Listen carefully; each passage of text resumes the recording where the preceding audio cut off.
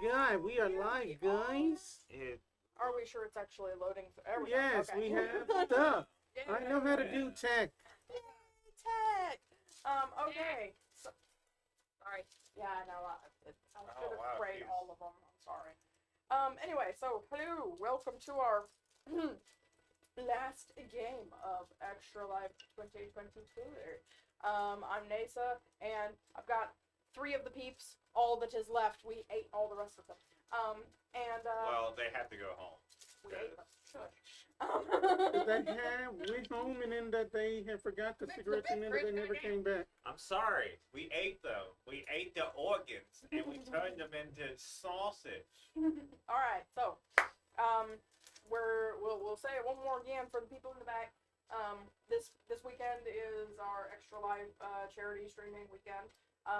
There are links down below somewhere in the ether that is the cyberspace webpaginess. And if you are able to donate, we would greatly appreciate it. Our goal is, what is our goal? 1,500?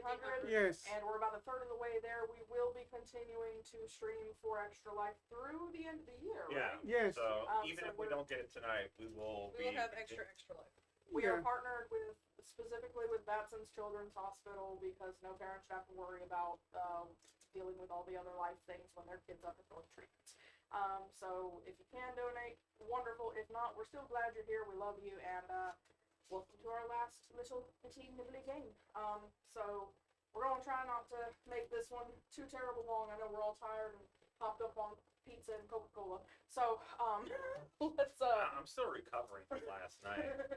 We did a wing challenge last night, and we did. I woke up this morning. My body's like, "Hey, guess what? Never again. I'm not going to cooperate today."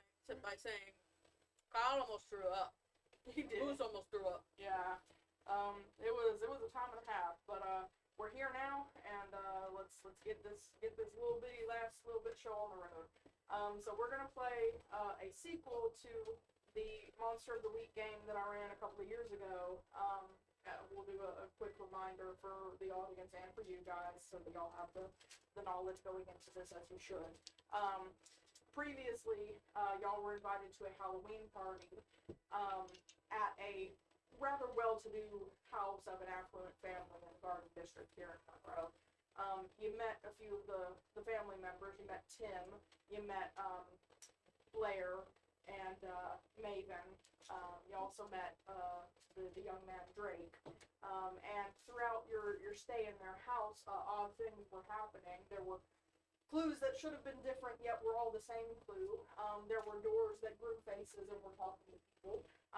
And there was even a gal dressed up as Marie Antoinette, because costume party, and she ended up losing her head, because that's just what happens when you're dressed up as Marie Antoinette.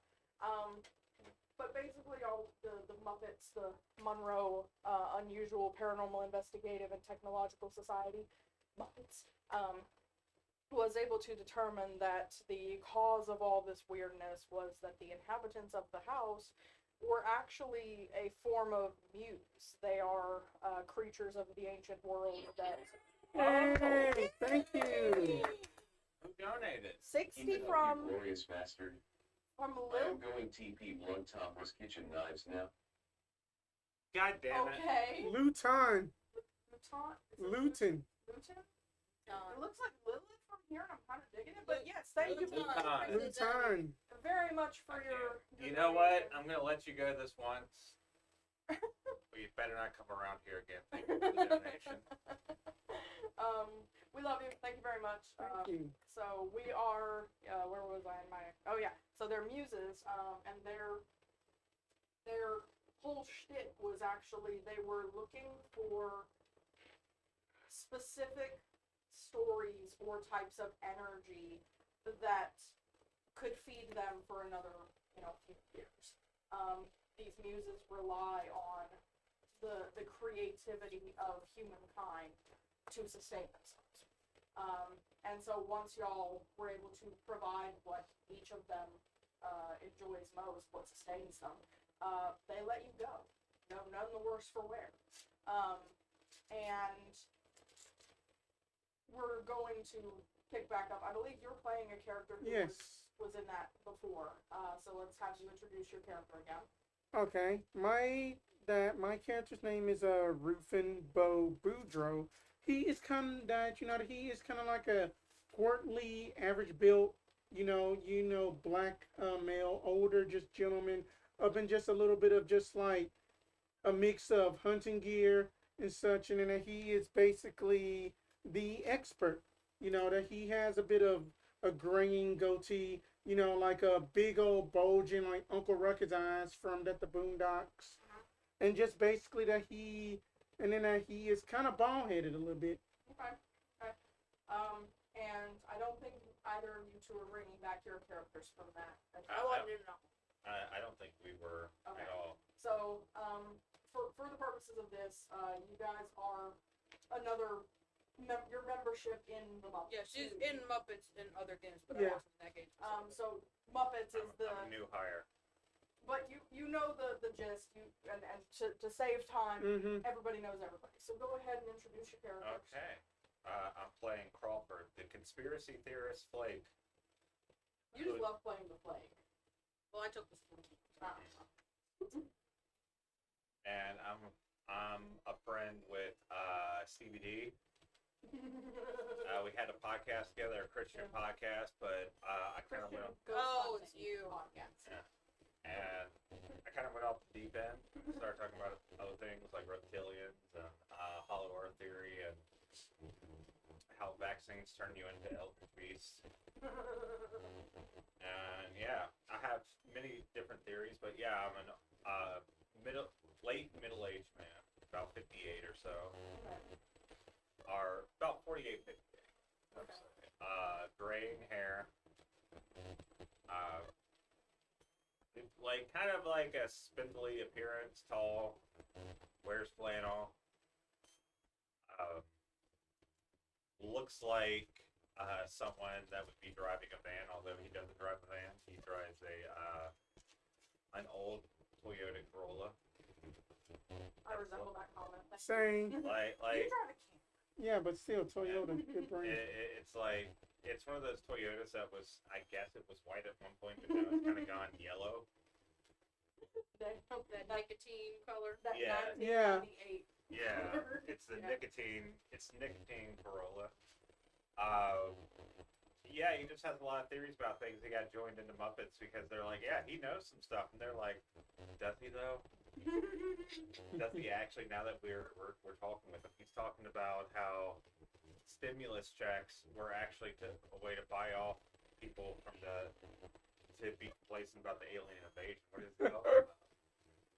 All right, and what you got, Loris? Nice. Yours for just response. I am playing Agony Scott, Aggie. She has previously been in some games. She had Spooky. She has connections to the old country, and her papa is the source of the for spookies. She is fairly much younger than her compatriot. She's just in her 20s. She's a student at the local college. She has At ULM? she is international student at ULM. Mm-hmm. She has really black hair. She's not goth, but she definitely is not the colorful person. Okay. All right. This is already problematic. Yes, I didn't realize I was going to be going out with two middle-aged men with this thing. No, it's good because. But hey, the 36 is just okay, because I'm not middle aged, I'm in my prime. Oh, Thanks. that's a problem right there. Okay, so I'll give y'all a quick reminder on the muses. This is briefing that Roof and Bo would be able to give to y'all going into this. There were 4 muses previously. Tim, the Templar, he sustains himself on stories that showcase the good in humanity. The White Knight type of archetype is his drug choice. You've got Blair. She is the Wraith. She's the one who kind of had that like Bellatrix Lestrange creepy vibe going on, and she specializes in stories and characters that find the beauty in dark things. She can get along great with Aggie. She is the epitome of, if it's creepy, it's her shit. If it's dark and bloody, it might be her shit. It just depends on the motives and the psychology behind it. Maven is the maven. A maven is someone who collects sophisticated things, someone who enjoys sophistication and elegance. And Maven sustains herself on the type of stories that have that lyrical prose. They're beautiful for the sake of aesthetic. She loves William Wordsworth and William Shakespeare and full measure because they are art. And then lastly we had Drake. He is the collector, and Drake likes things that are parts of sets and things that give you smiles. So everything from Pokemon cards to Kigurumi outfit closets full of pajamas with feet and bunny ears, to like the array of candy available on Halloween. All of that, if it's a thing that can be collected and it makes you smile, it's kind of that childlike excitement. But his whole aesthetic was kind of like, he's essentially a dragon, which is why we're bringing this back, because it fits with the overarching theme of Dungeons and or Dragons. So, Keeper, I do have a start of the mystery roll. alright, talk. Alright, and that I have that the man with the plan, at the beginning of each mystery, I get to roll a sharp roll. Okay, so I had got an 8 on, and in that I basically get to hold 1 on a 7 or 9. I get to hold 1, and then that I get to spin the hold to where that to be where I need to be prepared and ready. Okay. Alright, so you can spend that at any time during the adventure Mhm. to kind of make things work out in the party's favor. Okay. Anybody else with start of the mystery, anything for 1 second, let me see. No, that Walt Disney has a vault with a lot of porn. Yes, including Dragon Jake, American Dragon Jake Long. it's the sad part is that's actually true. Yeah. And it's not that they have No, what they just it's when they start a new show, they will literally bring the showrunners in and warn them, this is what is going to happen to your show. Because they ended up showing, I think it was the Gravity Falls guy, well here's this is stuff people drew for American Dragon Jake Long. Be ready for this. here's the thing is okay, here's the thing. Disney is infamous, not famous, infamous for the way their creative licensure work. Anyone who works in a Disney animation or Disney creative studio, everything they create on or off the clock, in the studio or without, for the duration of their contract belongs to Disney. That just finished. Still Did it recording get- on OBS. Okay. Yeah. Disney owns everything that their creative people make. And so if you're working on a thing, and even if you're just doodling, Disney owns that. So there is a vault for everything from the beginning of time, including stuff that the animators were just digging around and making random cool dirty bullshit. Just sit there, like, if if they have if Donald it's Duck getting dicked down. if it's a licensed Disney IP, there is a vault that has some unspeakable shit in there. Okay. That's a I'm guarantee. so sorry. I don't have a role. I was just trying to be a. I had to educate. Don't It does sound like a don't bring conspiracy. up Disney history with one of the two of us. 'Cause It does sound like a conspiracy. How many people have died at Disney parks? Oh dear, we're not getting into that. That's too a dark. whole nother. That's too dark. Well, it also okay. depends on how many died on property. Okay, so here's how we're gonna do this. Kind of streamline things. Get this rolling. Muppets has received a phone call a couple of days ago from Tim and Megan. They informed Muppets that Drake has disappeared from the house, has disappeared.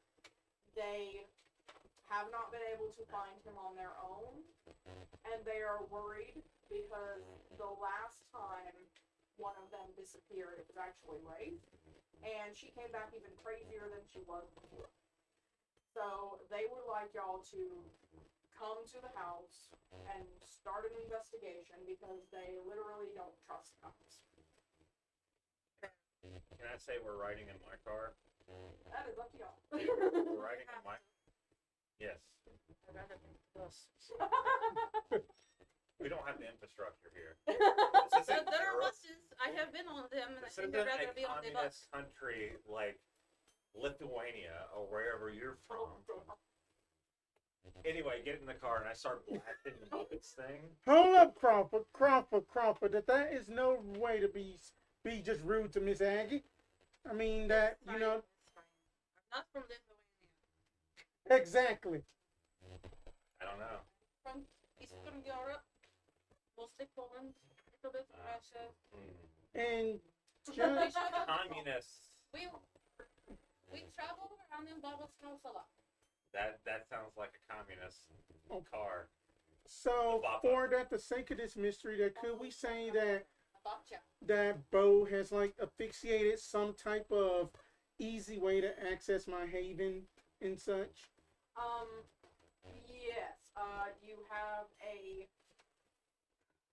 you're the expert, right? Yes. You have a duffel bag that, what is what's our Kitsune friends? Oh, Sonny. Yeah, Sunny has worked some mojo, and your duffel bag can actually work as a doorway into, like, your safe room or whatever. Okay. Up to 6 times. Okay then, 6 times. Okay, because then I have lore library, mystical library, and workshop. So it can, wherever you have those 3, the 2 libraries and the workshop, the duffel's actually, it functions as like a portable doorway. Okay. That will let you add like 1 or 2 others in. Okie dokie. So, y'all head over to the I'm music. driving very recklessly while listening to was- the Muppets thing. It was understood. So, actually, roll an act under pressure to avoid the ubiquitous cops that are hanging around the Garden District all the time. Because they're only going to protect the rich people. Which one is that? Under? Oh God. Nondescript digi like Corolla. Blasting the Muppets theme song. You know what? I'm gonna use luck. Really? Yeah. Okay. Just got the most. I'm sorry. I have to. I just got the most random text from my dad. Okay. It text literally, is Snape and Scar the same person? No. And I said, you mean the same Oh actor? Because yes, like no. that's Alan Rickman and Jeremy. They're two different guys. Yeah. I'm sorry. That was just so random. I didn't know what he meant at first. I was like, Scar and Snape. That's not even in the same movie. What? The same universe, It's mind actually you. an MCU now. Oh no, stop. Oh God, just Scar is the new Defense of the Dark Arts teacher. Jeremy Irons is the Dark Defense Against the Dark Arts teacher. Yeah. I guess True. both Jeremy Irons and Alan They Rickman. Alan Rickman, they both have have a that. They're both British. They got like that snarkiness I think they have a very similar pitch to their voices. and cadence. Yeah. It's the training. It's the training they would Mhm. have. It's very, very similar. I love that my dad could text me that and I would know. back on Disney though for a second. You know that Scar in Be Prepared, they actually had to bring in Jim Cummings to finish the Yeah, 'cause vocal it- recording because Don't Jeremy listen. Irons messed up his voice doing Scar. So you can actually hear the vocal switch if you're looking Yeah. for it. It happens right before the bridge into the second chorus. Yeah, you can hear it. Jim Cummings, the voice of Winnie the Pooh, and ubiquitous other IP, Mm-hmm. finishes being there. Anyway, Again, don't bring up Disney trivia with either of us in the room. I wasn't trying to. I'm just saying, it was my fault that time. okay. I can't believe So it. does anything happen when you spend the luck in the plate?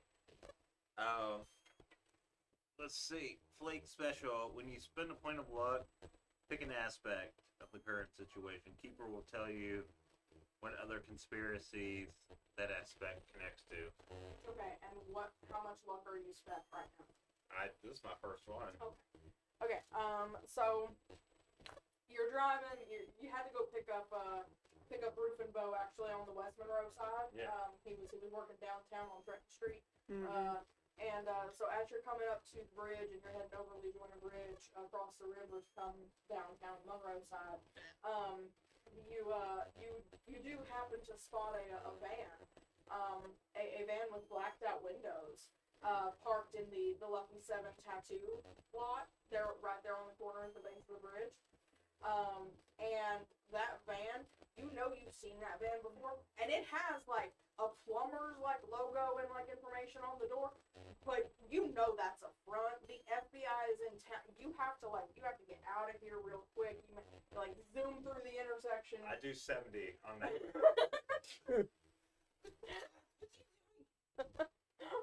FBI is Whoa, here. easy on the gas. What's The going feds on? are here. It's the end of the month. You want to get pulled over by the cops and be part of their... Don't worry about it. I'm from here. You're a foreigner. He's protecting you, Oh Aggie. my god.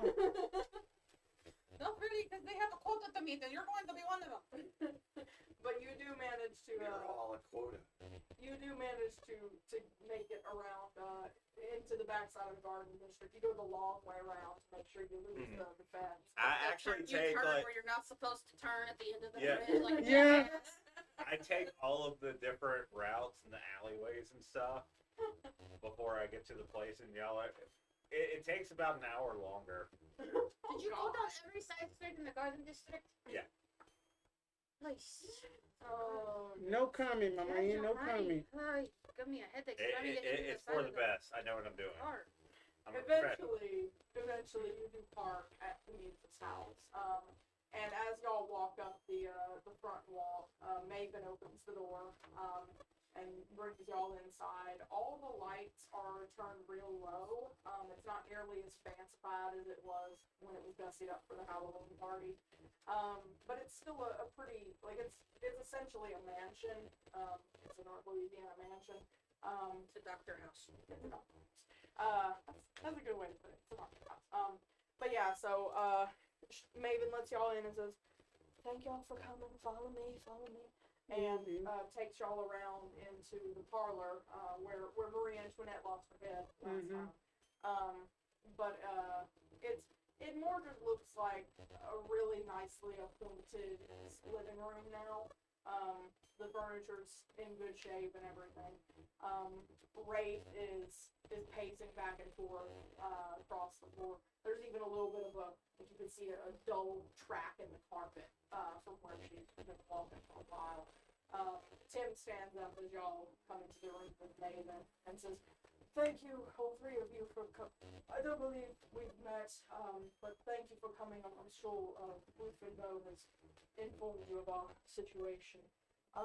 What do you need from us to find our I mean, where was the last place we thought about seeing him? We all we were doing our usual hobbies. I've got lots of diamond painting. I was working on that in the kitchen. And I think that Maven was, and she kind of like, I was in the library reading Tim. That's all I ever do. I know that. And Ray says, look, it's fine. Look, Drake was up in his room, and he's gone. He was there, and then he's gone. Did you say it's going to? We don't leave. It's not safe Might out there we- for us. Check out the room. Yeah. And she like pushes past the Templar and Maven and takes y'all up the stairs. Roof and Bow, you recognize the room y'all are heading to. Is actually the room that was solid stone and cave-like and had Mhm. like a slanted floor before, and only like one window at the back of it. But that's the room that Ray leads y'all to, and she like throws open the door and says, "That's his room." And it looks exactly as you remember. It's bare stone. The floor does slope a little bit, and there's a window at the back of the room that looks over the back garden. It's a bare cave of a room. What was Stay he back. used of again? Drake's the collector. But he has no connections in his room. No, because he collects things from everybody else. It just. That gets correct. Anyway, stay back. I'll pull out a gun. Put the gun away. Put the gun away, man. I I'll mean, walk it into the ain't. room. Okay, so you walk into the room, and as you step over the threshold, the temperature feels like it drops about 20 degrees. The stone around you is not heated in any way, shape, or form. It's just this is a stone room in the middle of a doctor's house. It looks like a cave. I have the sight where I can see anything invisible, especially spirits and magical influences. Is there anything that I see in the room? There are no active magical influences, but as you are like turning back to talk to Roof and Bow or the muses light up to your side. They are beings of almost pure energy, given corporeal form. Do we have a move sheet anywhere? Yeah, that. Yeah, we should have. Ray kind of leans closer to you and says, "You bet you're regretting Little bit. I'm gonna that. This investigate. one's fun." I am also going to. I am going to read a bad situation instead. As y'all choose, y'all can do the read a bad situation or investigate a mystery, whichever y'all choose. That'll be a 13. On read, Mm-hmm. okay. 10. On read a bad situation. No, on Investigate mystery. Okay. 5. Did you roll 2 dice? Yes, I did. Actually, that's a 6, but that's still a failure. Okay. You can mark experience, and we'll do the one-shot rule of if you get enough experience to level up, you can do that right in the middle of the game. No worries. Okay, so let's go with, what did you get on investigating mystery? I got 10. All right, so between you and Spencer, what questions? You go first. Okay. What happened here? Okay. Oh, hang on. Okay. What happened here? As you walk into the room, Crawford, with your gun out and your head moving on a swivel, you're looking for any little anything. Man, as I'm moving the room, it's unusually cold, and as soon as I do, I start going like this. It's pretty chilly. But as you walk in, you do like there is a window at the back, and there's a little bit of there's a discoloration on like the stone windowsill.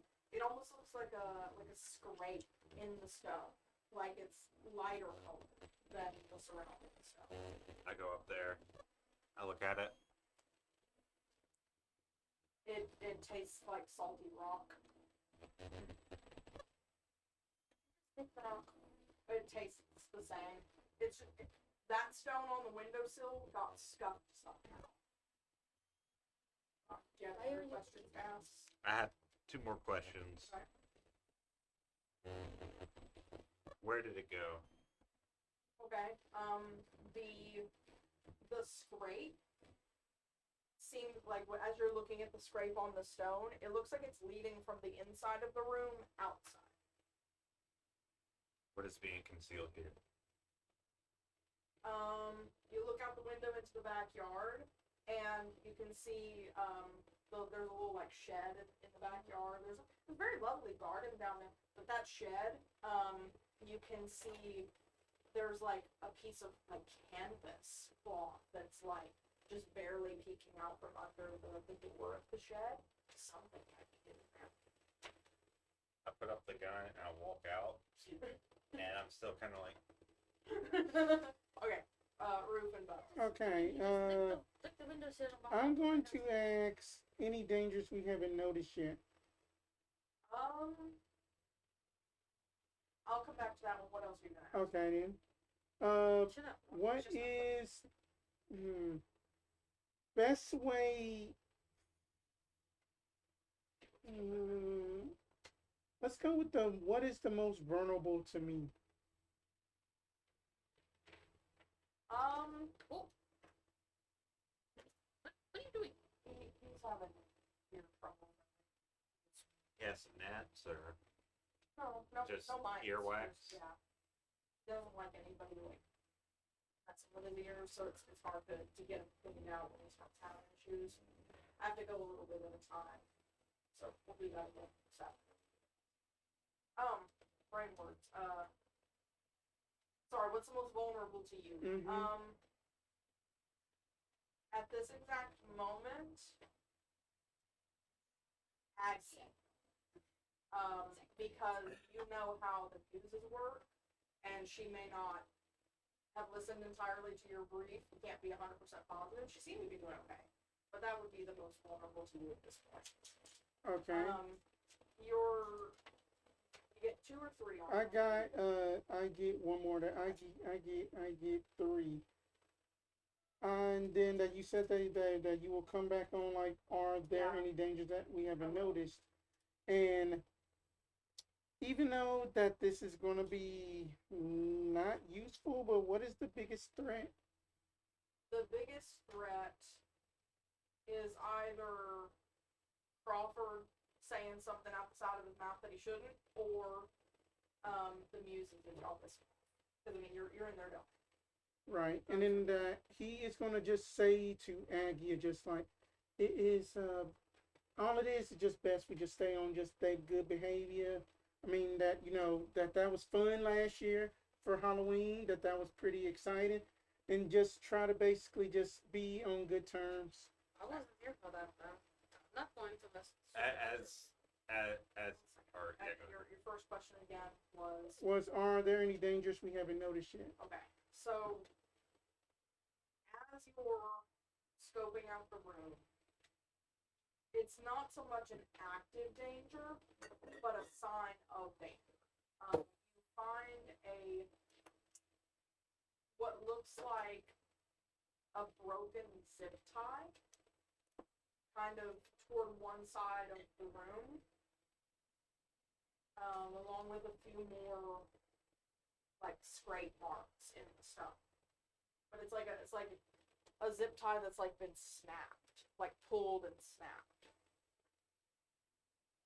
That, let's see, which one? Miss, Wraith, that there was I just found that this here zip tie, that has seemed like that somebody may have tried to tie up somebody or something. What the What? hell's a zip tie? It is basically that this thing to where that you basically just got this little square thing into it, and then that you just basically just put it inside, and then it just gets tighter and tighter as you basically pull it. It is a binder essentially, kind of sort of like rope but made of plastic. Oh, that's more Maven's protocol. And Maven just kind of like smacks her on the shoulder. Stop that. Has she been acting strange? Said anything? And then there's scrape marks too, like seemed like he was trying to escape. I'll be right back. I need to go to the shed. And I What just did walked. you find in the shed? What? Why is he? He licked the window and now he's going to the shed. I don't know. And we also need to kind of watch out for Mr. Crawford too. That I don't want him to say anything that'll get y'all riled up against us. We're just worried about our brother. As you're We're saying that, assuming you're being helpful until you show us something. as you say that, you hear the shed door get kicked open. Okay, so Just You ignore that. But so he hasn't done anything strange lately. Said anything strange? Nothing odd happened. no water than any of us I usually. mean, off behavior from how he usually is. This is my first time meeting any of you, so I'm not sure. No, look. I like you, even if you're a little silly. I like you. he wasn't acting strange. If he was, we'd have been more on top of it. But, like, we don't intrude on his cave. He doesn't intrude on Maven's library or Templar's kitchen. He knows better than to mess with me. And we don't mess with him. See, we're family. We respect each other. He went to bed and then he was gone. And we didn't hear or see anything. Okay, I just didn't know. Okay, so Crawford. You go around the back. Crawford, why are you kicking shit open? You go around the back, you get over to the shed, and you kick open the shed door. Yeah. Okay. I want to get them social. So the door doesn't kick in, it kind of like rebounds, and like tries to smack you, as it like rebounds back. I need you to give me a, what would that be, act under pressure? Mm-hmm. Give me an act under pressure to avoid getting lambasted by the door. I know how this. I know how this. Save. Okay. So you do get, you kick the door, and since you're like on 1 foot with 1 foot extended, the door just like rebounds and like overbalances you. You're not gonna take any harm, but you are knocked on your ass. Yeah, I was gonna say, can it be like very dramatic though? Of Y'all hear it, and then when y'all look out the window, I'm just sitting there like, oh. I told you not to kick it. The shed door is now kind of swinging back closed, and inside the shed, you can see like a riding lawnmower that's like half covered with a tarp. You see a few boxes stacked in the back. Basically, just the shed wasn't like locked, so you kicked the door and it rebounded off the riding. I do have a big. I have connecting the dots. I should have rolled that one. There doesn't appear to be anything actually evil in the shed. It was just the canvas wasn't tucked fully under the door. That's all. I'm gonna check it. One more thing, I'm gonna snip in there. Gasoline and grass clippings. And dust. And spiderweb.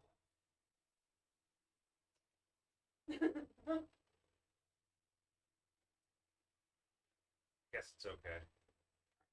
So, are the two of you still in Drake's work? Yes. Yeah, that we just saw all of this go down and like, what the hell Crawford keep doing? Still no being Crawford. The window is shut.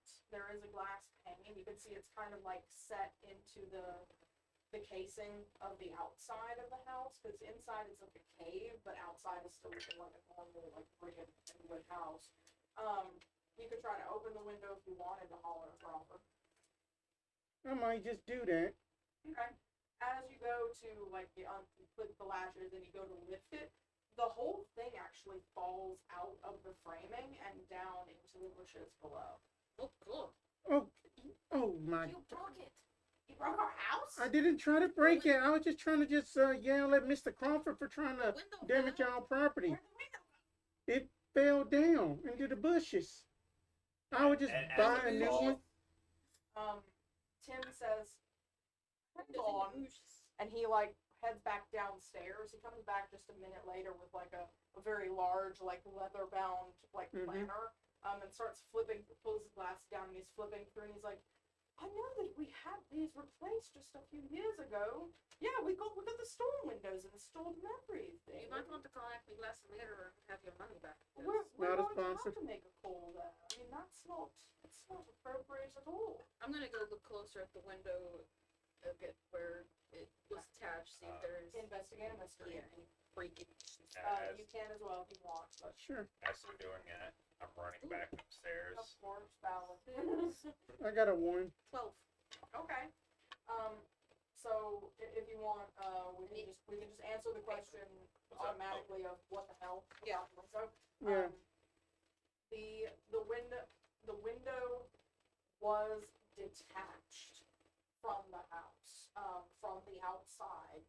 There were a few of the like you can kind of lean over the sill a little bit. You can I'm see kind of where like hop my butt up on the sill, Yeah. kind of lean out. you look could up. see where the siding was like peeled back. There's like breakage on the siding where it was peeled away to get at the joists underneath, where the screws were removed.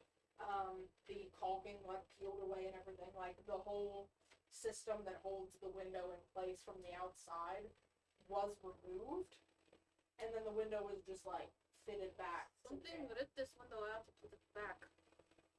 But it doesn't appear to have been like, it was done methodically. Like the screws were actually, like you can still clearly see the screw holes. You can see where the siding was like bent back out of the way.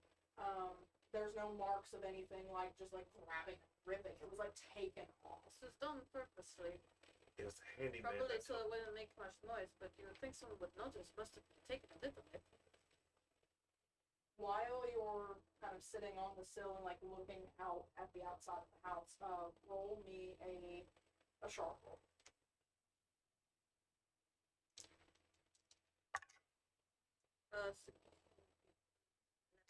Okay. As you're sitting here on the sill, you feel a little breeze kind of blowing by the house. There's a little flutter overhead that catches your eye, and you look up. You see a pulley attached to the roof with a little bit of like rope and chain dangling from it.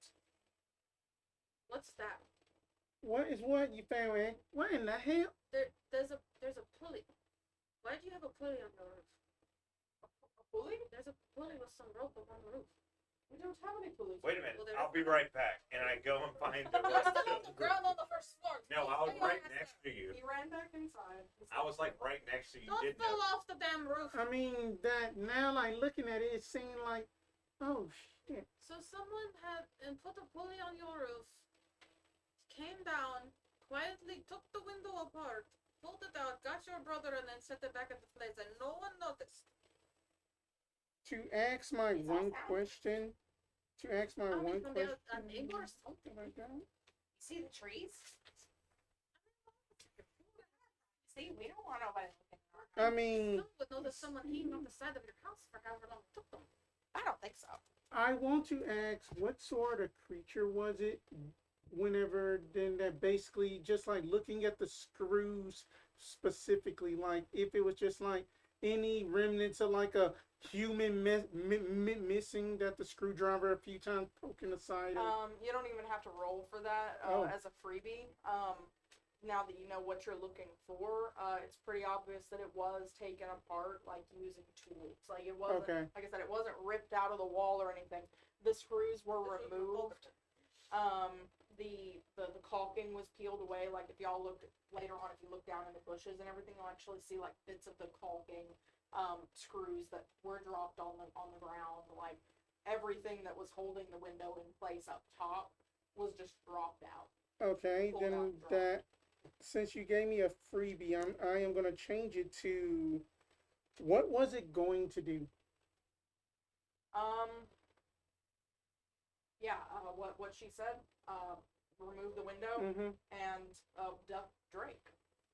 Like, I mean, there's no other real explanation for it. So you were trying to find a way onto the roof. You go up to the, like, you run down the length of the second floor hall. You don't really find another set of stairs. Wraith comes along, kind of sees what you're scrambling about for, and she reaches up, and, like, her arm, like, unnaturally extends up, like Reed Richards, Mr. Fantastic style, and, like, pulls down the attic access. Be my guest. Just don't trip over anything. Maven would be very upset. Oh. Are you a Nephilim? What? I climb up. Okay, so you're up in the attic. It's a normal attic, except that most of the things in here look like they're more than 300 years old. Like, everything is antique. Everything is very obviously Dragging antique. from down the floor below. Don't shoot anything. Don't break She that. says You don't me break taking out my anything. gun. You don't break anything either. But it's actually a well-organized attic. There's very clear, very wide walkways. And you can see there's like a bay window that seems to overlook the backyard that you could maybe jimmy open to get out. This smells like my grandmother's house, God rest her soul. He's going to fall out the window, isn't he? Okay, I'm gonna open up. He might just fall off the roof. so I need you to do roll a tough to jimmy open the window because it has not been opened in a while. Oh, that's actually really good. It's 5 and a 6 plus 1, so that's 12. You are able to open the window without breaking anything. you were able to then get out onto the. It's just a little like a single standing like room balcony, you know, Yeah. that we have here. So you're able to get outside. You're now on like the slope of the roof, on this little balcony access.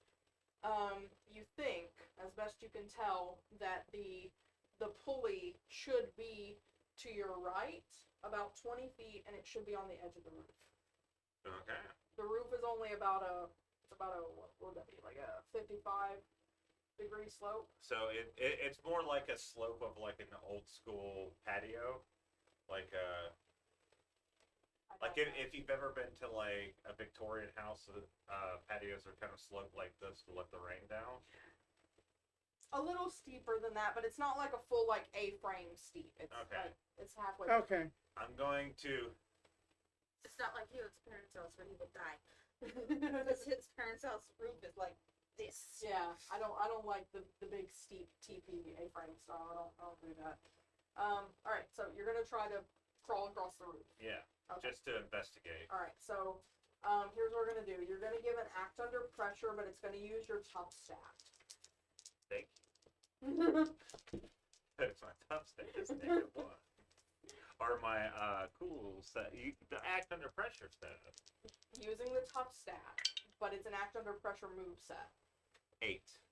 Okay, so the act under pressure is That the mixed the success. it is a mixed success, so then that you have he has to pick either hard choice, worst outcome, or price to pay. All right, hard Price to choice. pay. Okay, price to pay. Oh, You're gonna be scuffing up your hands, and your nails are gonna get really badly abused. You will take 1 harm, but you're not gonna slip and fall or anything. You managed to put your hand on every damn shingle that's cracked and Oh. like, yeah. I just feel like there's just that one shingle I press on with my foot and it slips and I just go pow. And bloody your nose as well. Like, oh. Oh. So 1 harm, but you are able to get over to the edge of the roof and find the pulley. So what you do find is a again it looks like a very recent addition. It's not part of the house. It is a like a 2x4 cut down to Oh my about 2 foot in length, with the pulley like mounted and bracketed on the end of it. And it's also got like an angled brace against the gutter underneath. So like it's got counterbalance from the pulley. But it is anchored to the roof. Like you can feel how solid it is anchored. You can see where the screws were drilled through to the joists under the roof. I'm gonna smell the wood. I am Yellow wood from Home Depot. I am It's Home going Depot specifically. back in that the room. Is that Tim is still with us? They are standing in the hall. Oh, They haven't crossed into Gotcha. the room with y'all. Okay. They've been talking to y'all from the hall. But they Okay, are then. still there. Okay, then I am going to approach Tim and going to be like, like Mr. Tim, do you got the guest list from the Halloween party last year? Because Yes. I mean, 2 of them are no longer with us. right, You were there. right, right, and then with that being said, has it been any kind of like repercussions because of them against y'all or what? Oh no, the little red-headed girl, Charlie. She's been delightful. We stay in touch. Emails, I think. Maven, you're your pen pal, right? And Maven says, yeah, she's recovering slowly from the offering, but she's doing okay. Okay. No hard feelings as far as she said. We're not responsible. It's all in the tickets. Oh, gotcha. Because then my brain was just thinking then that y'all had somebody just trying to come up and then just get just some revenge. We make sure to only offer to those who would not be missed if something were to go awry, as it did for the poor darling Marie, and for those who would be more amenable to keeping secrets after the fact, as you and yours were. Oh, precisely. I mean that we don't want no damn normies knowing about the supernatural and plus bothering y'all and shit. Exactly. it's a no. We don't have a track record of finding anyone who would angle for vengeance out. This is not the norm. Can you think of any reason why someone would run out of the house or someone?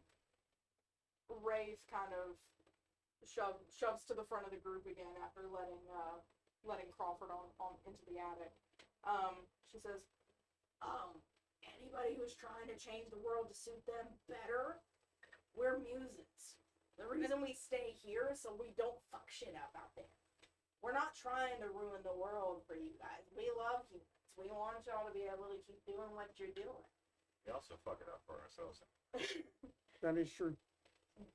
But if someone wanted to, I don't know, make pigs fly, literally, one of us could do it. They just need to convince us why it's a good idea. The muse that was taking is some like happy things. That's Tim. Drake. I mean, yeah, Drake Drake is likes- the collection Yeah, he's and smiles. childlike enjoyment of things. He's a dragon. His hoard is collections of things. Things that make people happy. And Tim's thing is like the good things in life. Right. Wholesome entertainment, family vibes, that kind of thing. He's the dad. I'm going to step back a second. Actually, Okay. I am going to go to the Star's website and read some of the top headlines for the last couple of days and see if anything pops out there. Okay. What I would like you to roll then is roll it on a read a bad situation and see what actually pops up. I am going to look inside of the duffel bag, and then basically I am going to look for my mystical library to see that if I can investigate more. I mean, that the lore well, no, because muses would be count more as mystical.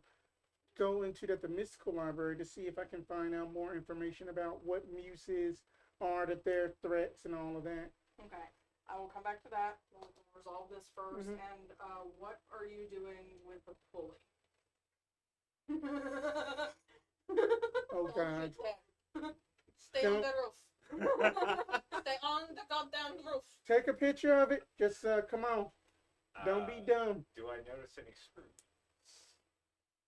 Screwing the pulley to the roof? Yeah. Yes. 100%. Can Yeah. I take out my pocket?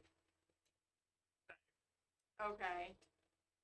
And you're gonna go to so these after the first couple of turns, you realize these were probably like powers drilled in.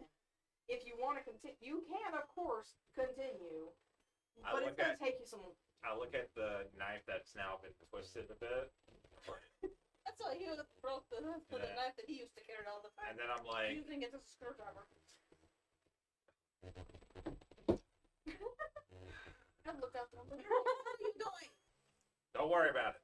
And then I'm just going I thought to. that was a motorcycle. But... It is a motorcycle going by. You just heard it. No, that was No, him. that was him. I know that. He's making a canon that it was a motorcycle going by. So I'm gonna go You're making it back better, into have the to- house. You're I gonna need come to back put my inside. foot there. Yeah. And put the Okay. foot in your butt. I won't make you roll again. You know how to get back over to the little balcony to get back inside. It'll just take you a few minutes to get back. Okay, so I rolled a 9. a 9. Okay, so you pull up the newspaper website. You're looking at the daily headlines. Nothing really jumps out at you as being out of the ordinary or weird. However, you do feel you feel like maybe you should check like the arts and entertainment page all of a sudden. So you do go and look, and you see that there's that the children's ballet is actually their recital is at the Strauss Theater this afternoon. And for some reason that sticks out to you. I think we'll just take it to the theater. Yeah, Dad, we can. I mean, that, Omar, get thrown back here. He's standing in the hallway. Oh, there you are. Thought maybe you fell off the roof. So you wanted to do some lore hunting. yeah. Okay. and you specifically wanted to look up like muses and their like natural like predators, or That they're natural predators, weaknesses, just kind of like that the bestiary up in like a grimoire okay. or something like that. What I would like you to do is roll investigate a mystery, not specifically for those questions, but just for what we get. There's a belly of thumb. I had got a 13. Something about this. I think Okay. we should check it out. Seems sort of up the alley. Okay, so you remember looking at this content Mm-hmm. last year after the whole thing with the muses, and you remember most of it. It just mainly talks about how, like, specifically in the way that they were represented in Greek mythology is kind of sort of how they actually are. Each muse has their domain, their favorite type of thing, and they both encourage creative people, creative humans to create that type of content. But they also consume that type of content. That's what fuels them. It gives them literally life and energy to keep living. Muses are a category of being called daemons. They are personifications of ethereal concepts. And everything you remember reading before, still there. One thing that does catch your eye, however, that you don't remember looking at before, there's a footnote on one of the entries that directs you when you hunt down the reference. It speaks of a cult called Pandora's Sons, S-O-N-S, and how this cult, their core belief and what they try to bring about in the world, they believe that humanity's progress and the taming of the wilds, the reduction of all that was primitive to stuff that is now civilized, they believe that is the ultimate sin, and they want to restore restore humanity to its base and primitive state of fear of the dark, and like everything that supposedly Pandora's jar let out into the world is actually what's good and is the natural state of humanity to be afraid of. And so they've never really had a lot of success. They've never really been a prominent cult throughout history, but they've shown up every so often.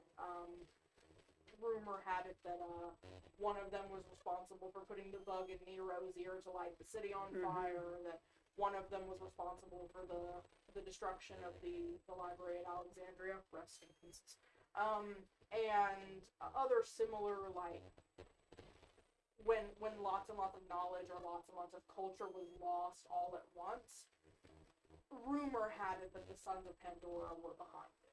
But no proof has ever been found, and it's more like an urban legend among, like, archaeological study that Pandora's Sons are behind. Alright. Rufenbo is going to stick his hand back out of the duffel bag and just like his eyes go more wider than usual, just like, I know that these little bastards ain't trying to do this shit. You okay? Your eyes are about to pop out of your skull. You got rats in the bag. No, Dad. This just leads here to just at my haven, that where that I got all of my research knowledge and stuff. Then I just got a skinned Waffle House deal. Not sponsored. Please sponsor us, Waffle House. I got just a skin of like the Waffle House demon, all covered up in syrup and such.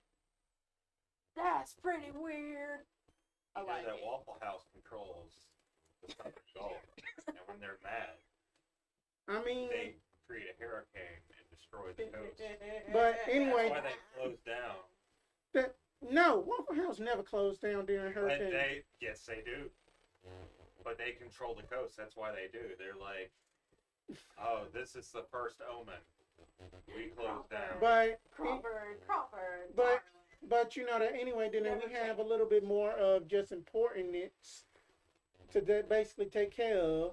That any of y'all are familiar with just some excuse that my French, some fuckers by the name of Pandora's Sons? When you say that, Tim drops his little like house planner on the floor. Maven kind of like stumbles back into the opposite wall, and Wraith just kind of like you see her start going into like creeper mode a little more, and they all seem rather shocked and more than a little afraid. And Tim says, "Why?" Because given that did that Aggie share that information about the news article?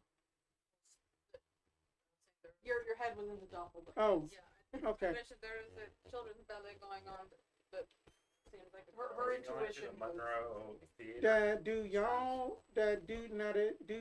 y'all like to fancy and travel out to like go see like some of the local arts and stuff sometime? We Yeah, haven't you do for a the tourist. while because it's not. We don't want to draw too much attention to ourselves. We need to get Strauss Theater immediately because I think that that those two things might be up in common. Wait. You think That they Think had they're kidnapped him, that they had kidnapped Drake, and then that they got him going to Strauss Theater, that they about to have a play. What is it that they about to play? It's a children's ballet. A children's ballet. You might be jumping a little bit. I mean, Maven's metaphorically clutching her they have pearls. a recital today. So But And, even in that, oh sorry, she go on. says, they can't have followed us from the old world. They don't even. It's not. That can't be true. It can't be. That I don't know. That all it is just a crazy theory of mine. But at the same time, that it's just like that they might have some like resurgence group or some dumbasses that are basically following that their dumb regime. I do not mean to scare you, but we're gonna try to go figure this out, and then we're gonna try to get back your brother as soon as we can. I heard that the Pandora's box was taken by the government to control the elections. what the hell are you talking about? What in the hell you talking about? To the Corolla, and I run down the stairs. Tim kind of like tries to stop Yeah. you running down the stairs, but like if he like catches onto your arm, you're gonna like fall downstairs. So like he's No, like, I'm gonna fall. yeah. I'm just gonna fall. I'm just gonna. Tim instead turns to you two. Mm-hmm. And says, if you're right, you need to know how to find him. Wraith, go get it.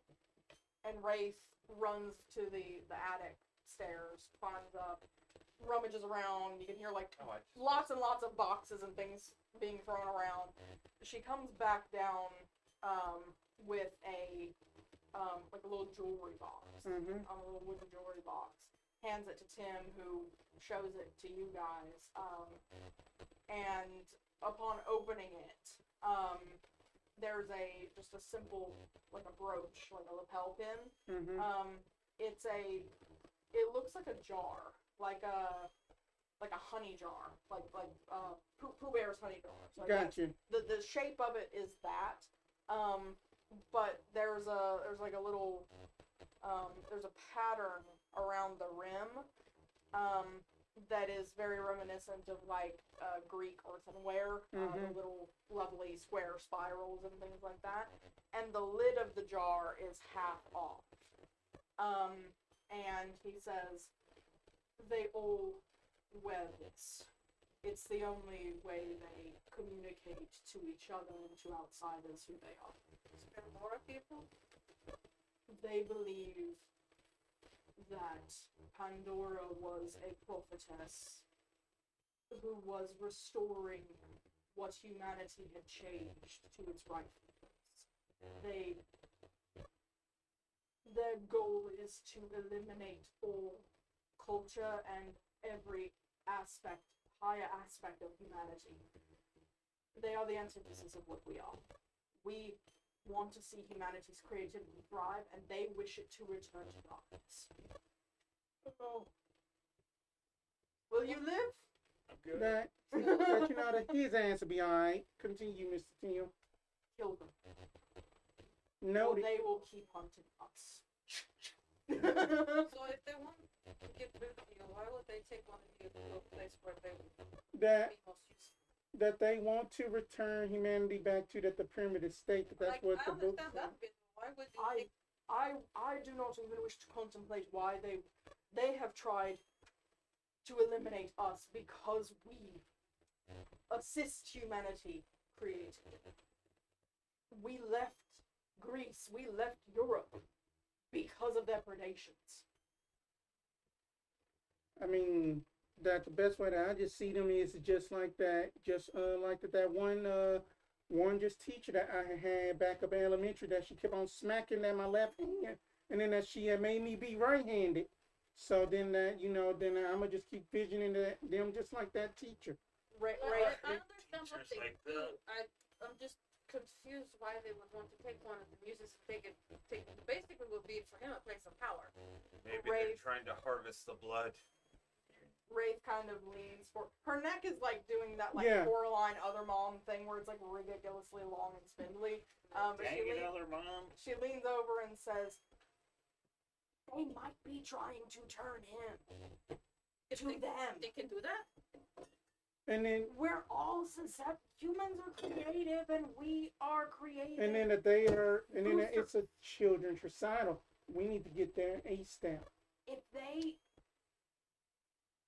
broke him, like they broke mom, and she just kind of wanders back towards the attic. Do something about it now. We need to get going.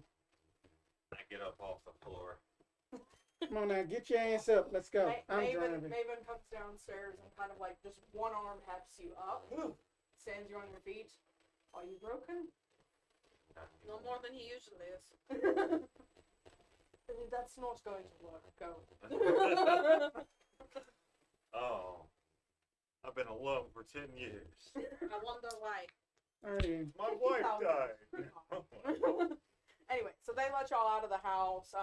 As you are heading back to the Corolla, you can see Wraith kind of peering through one of the attic windows onto the front lawn. You almost see like tear shine on her cheeks. Tim and Maven are waiting at the front door, kind of like waving y'all We goodbye, wait. and you can see Maven kind of folding her hands almost in prayer. I look up towards the attic. I like that. Yeah, they are good people. I thought they were muses. I mean, Potatoes, potatoes. that it's just a saying that you've been in the South before. That they good folk. Alright, so y'all are heading straight to Strauss Theater? Yes. Okay. No, I'm kidding. Y'all head straight to Strauss Theater. Actually, ironically enough, I drive by the speed limit. You twisted your ankle a little too much Yeah, falling down just the like, stairs. You gotta be easy now. Y'all Alright. are like, why are you driving so safe? It's like, I'm not trying to. Y'all make it to the Strauss Theater. The parking lot's about 80% full. The announcement on the Arts and Entertainment page had said that it was a 3 p.m. start time, and it's about 2:30 right now. Y'all are able to easily find a parking space and head inside, but you are stopped at the ticket window. The box office. Tickets?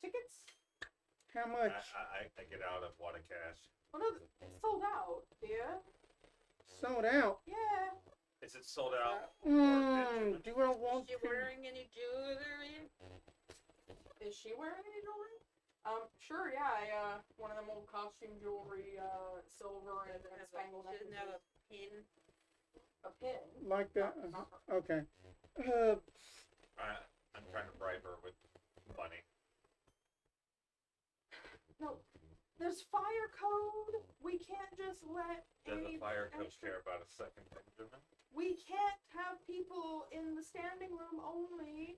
There's fire code. We would get fined. You might get arrested. It's not just. I don't anyway. have- I did a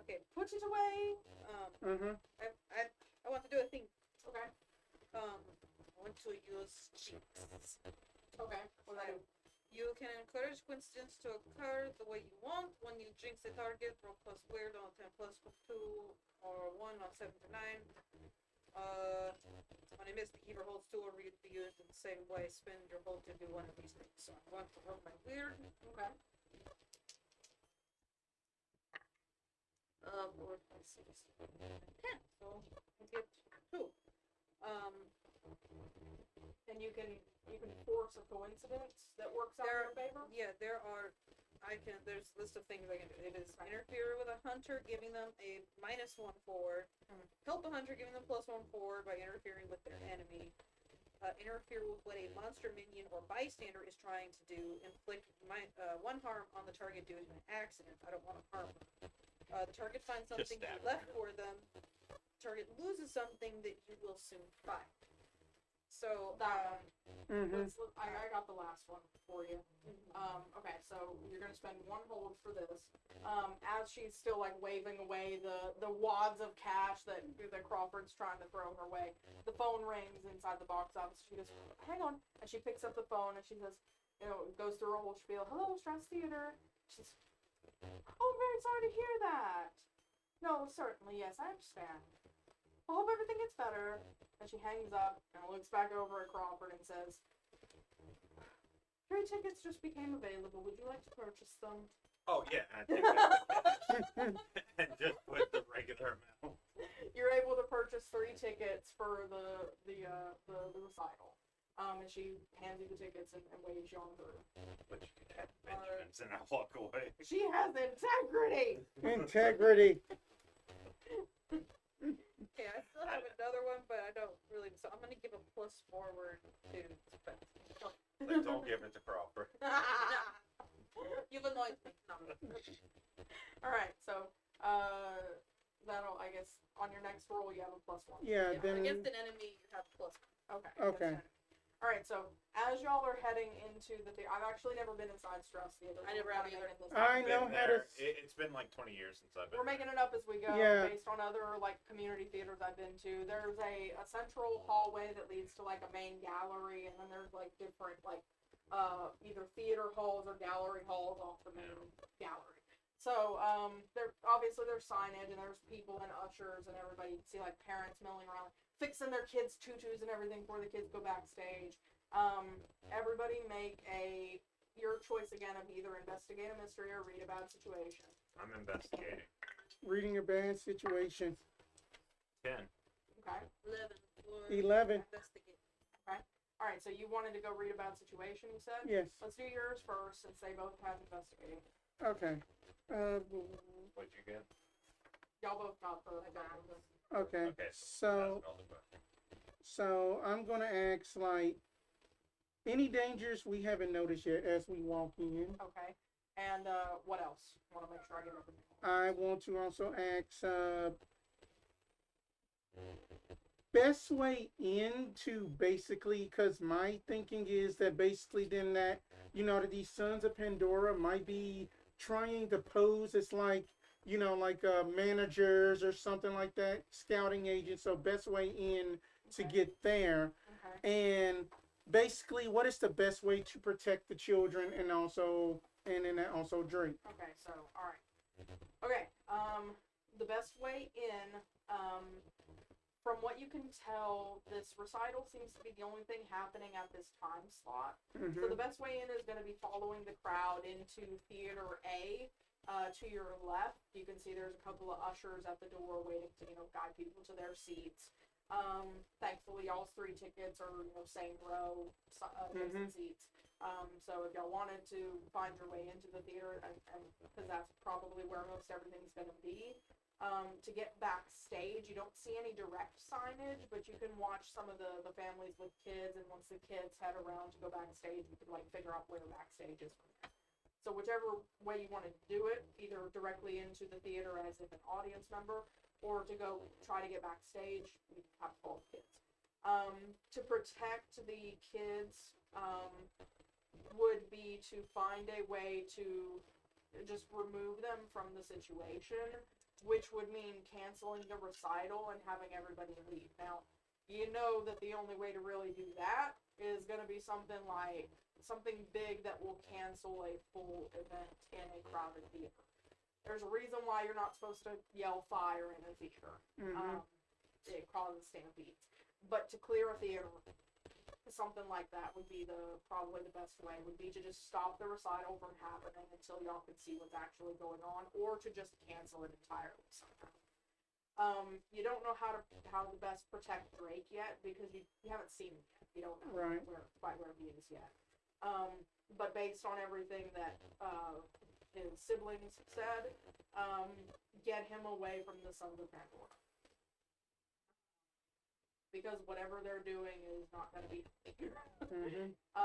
any dangers you haven't noticed yet? Yes. As you are scanning the area and kind of, you're trying to look like you're like looking at some of the, the art on the walls, the standing gallery purchases and everything. You do notice a few random folks mingling about. They seem to be staffers, people who work at the theater, everything from ushers to just like you see a janitor. Every so often you see somebody with one of those silver jar lapel pins, and they're unobtrusive. They're not standing out. They just seem to be normal staff members at the theater, but they all have on a pin. It's not every staff member, but it's a goodly portion of them. You can count about 10 in this space all at once. So yeah, definitely that. Quick question, so that way then you said that all of them are silver. So whenever that we were being first explained about the brooch itself is silver. Okay, just trying to make sure then that there is no, because then my brain is already thinking that then that they got some fake pins and stuff lying around. It looks, from the quick glances you're getting, it looks to be, they do look like heirloom jewelry. Like, it's not like new pieces. They're not shiny. They're kind of dull and a little bit tarnished maybe. But did they give us the one that they had for us? No. I don't think y'all took it. They didn't hand it to you. They kept it. Okay. So you guys y'all had investigated a mystery, and between the two of y'all got it. Well, I also have with one of my moves is telepathy. Okay. Which allows me to, when I investigate a mystery or a bad situation without me even actually talk, and by using this, could I consider that role using my telepathy? I can read people's thoughts and put words in their mind. Okay. Is there anyone with the jar pin that looks like they're giving the most instruction or direction? Yeah, one of the guys, one of the ushers, standing at the doors into the theater, does seem to be kind of like the head usher, like the maitre d' type of guy. He is kind of being very, he's acting like a host. He's welcoming the parents, oh, we're so excited to be hosting this event for your children. It's going to be so wonderful. He's playing up the host role. He would probably be the... I want to use my telepathy on him to read his... I'm not going to put anything in his mind, but I want to read his thoughts. Okay. Hang on 1 second. Let me see something. It really doesn't give too much, parameters for it. Just, you can read people's thoughts and put words in their mind. You can also manipulate someone without speaking. Still roll moves as normal, except people will not expect the weirdness of your mental communication. So I can listen in, I could say something if I want, and I can manipulate him, basically. I could manipulate in their thoughts, but I just want to listen. You just want to kind of listen into his, running... Yeah, internal for right now, monologue? yeah. That's all I want to do. Okay. Let me ruminate on that for a minute. Yeah. I'll get Chris's 3 questions first, and then we'll come back. Yeah. Okay. So you get 3 from investigating. What is being concealed here? Okay. There is a so you're in the main hall, and there's different theaters and galleries off the main hall. One of those galleries, kind of catty cornered away to your right, has the little we're under construction. Please come back, later. Yeah. Little just the Do rope not barricade. cross thing, Yeah. across the main hall, and it's all dark in there. But you do see every so often one of the janitor guys is kind of running around in this space, cleaning up after the the kids and the parents, cleaning up all the little shoe marks on the brightly shined linoleum.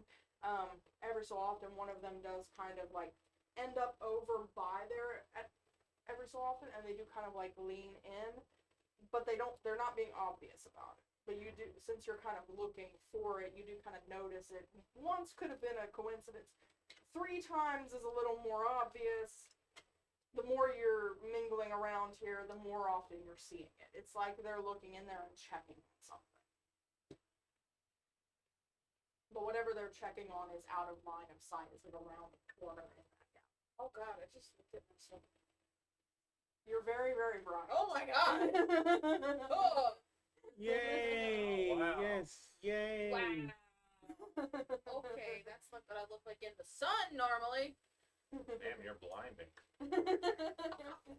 Okay, so that's one.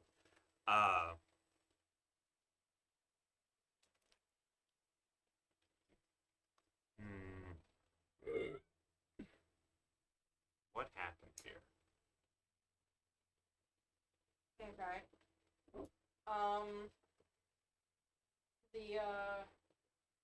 The staff of the theater probably spent the morning double checking the polish on the linoleum and making sure all the carpet in the theater was swept properly, that the lights were all hooked up right. Nothing really untoward beyond that so far. Where did it go? I'm sorry, I'm Okay. confined by the question, so. You don't have to be in my games. I haven't really made that clear. Do you have another question you would like to ask that's not written on the page? So you said that, like, people are checking this one area. Mm-hmm. Yeah. A few of them. When it comes to the people checking the area, what is the most obvious detail that is correlated between all of them? They're wearing, like, either, most of them are the couple of janitorial stats, so they're wearing, like, the coveralls, and they're not really pushing, like, full carts, but, like, one of them has, like, the little broom and dustpan thing. Another one has, like, a couple of rags for, like, getting fingerprints off of the glass. They keep looping around the space, so they're the ones who are over there most frequently, but every so often you do see the head usher guy over by the theater doors. He does kind of like look over there every so often. It makes it really casual. He's still talking to the parents, like, oh yes, we're so excited for Jimmy's solo, and but he does like look over there every so often. Okay. So your telepathy. You want to go listen in to the maitre d' host type guy. The main usher. Yeah, okay. His internal monologue is rather calm. Like there's a hollowness to it that seems to be created by intense focus. Like he's almost in a meditative state. And as he's like, shaking hands with the parents and like, sending them into the theater and every so often he has to like pull his shoes back to avoid getting trampled on by the kids, and he's It was just a notification. mostly his thoughts are on what he's doing at the time. Like you can hear I remember this parent, their child's name is XYZ, and so then he responds to the parents. So I mean he's doing the usual customer service like hospitality things, but every so often, usually when he like looks over toward that closed gallery, that Crawford was noticing. Every so often when he looks over there, there's a little like almost like a mantra type quality in his mind where he says, not yet. Not yet. And when he says that, you feel almost like an echo of other voices. He says, "Not yet," and it's echoed. Almost like there's a chain of minds connected. It's kind of a hub. But it's unsettling because he's so calm. Like you're certain now that you're on the right track. Like you know what's going down. And this guy is one of the guys that you're looking for, and probably kind of the leader of this like portion of the cult. But he's not anxious about, is my plan gonna work? He's not pissed at having to portray what he supposedly hates as like, a purveyor of culture. He is reflective like a still pond, and it's unsettling because it's not what you expect. Have you noticed this thing over there? They keep going over there and looking over there. Monster keeps looking at me, thinking about yes, so there's definitely something. I mean that all of the staff is just basically those honeypot wearing folk. So I'm assuming that's what I'm assuming. I mean that. So what's the game plan here? Maybe I can find a way into there without having to go through main door. Thank you so much. See, it says 30. None of It's the a- nuclear scenes. Topper, steal them right up. What? It's from the lieutenant. He wants to steal the socks. The Oh my lieutenant. god! You can't have my I mean socks. that to That's the be. second time the lieutenant. I mean that to be fair, to you gotta take that from like the dryer gnomes first. Ugh, not the dryer gnomes. You know Oh my what? I'm God. tired of you, Lieutenant. If you keep doing this. But thank you for helping out children, lieutenant. No, it is no. very. Here's the thing, Mr. Luton, we're gonna have problems. If you don't keep donating. It's a joke. It's a joke. It's I not do a joke. We It's not a appreciate joke. It's a joke. But anyway, then We appreciate all you do. You've done enough. If you want to do more, we will be even more appreciative. But we're not stealing anybody's songs. that I just think that that the best way to protect that victims is that we could try to cancel the shindig, but I don't want to ruin nobody's day. That all these folks pay good hard working money. The closed off gallery is Mhm. have like a curtain, or is there a door? It's not a full curtain and there's not a door. It's one of those open archway type of doors, but it does have the little the rope barricade strung across that says, "We're under construction. Please come back soon." And There's no one actually guarding it. They just keep looking towards it. No, yeah, a couple of the staff kind of wander by every so often and look in and then keep moving. But there's nobody going in or out of there. And I mean most of the attention is kind of happening around the entrance to the theater where the recital is going to happen. So it's just every so often the kid runs over there, but their parents hey, I could John McClane this. what? I point up at the air conditioning. Oh God. No. Oh, I mean- Die Hard reference. I get it. Yeah, that mean that we seem to be up in a bit of a little pickle, but at the same time, I think that we can cook up some kind of idea. I mean that basically get them distracted, because I was thinking about trying to go backstage, posing as like one of the kids, like uncles or something, saying then that they had forgot something. No, you'll get arrested and put on a registry. Let's not do that. If I use my I got an idea, and I open my jack, and you see the gun. oh my That's God. even worse. That's even worse. God. If I lose my sight, is it look like there is anything invisible around or magic coming out of that gallery? Not directly in your line of sight, because the gallery itself looks like there's a little bit of a hallway that leads into it, and then it opens out, but so you can't see all the corners inside, but as you use your sight, you do see a sort of a glow, as if something is happening around a corner back in there that's like spilling out just slightly. Like it's very faded and kind of thin, but yes. So there's something in front of Okay, around that area, Mhm.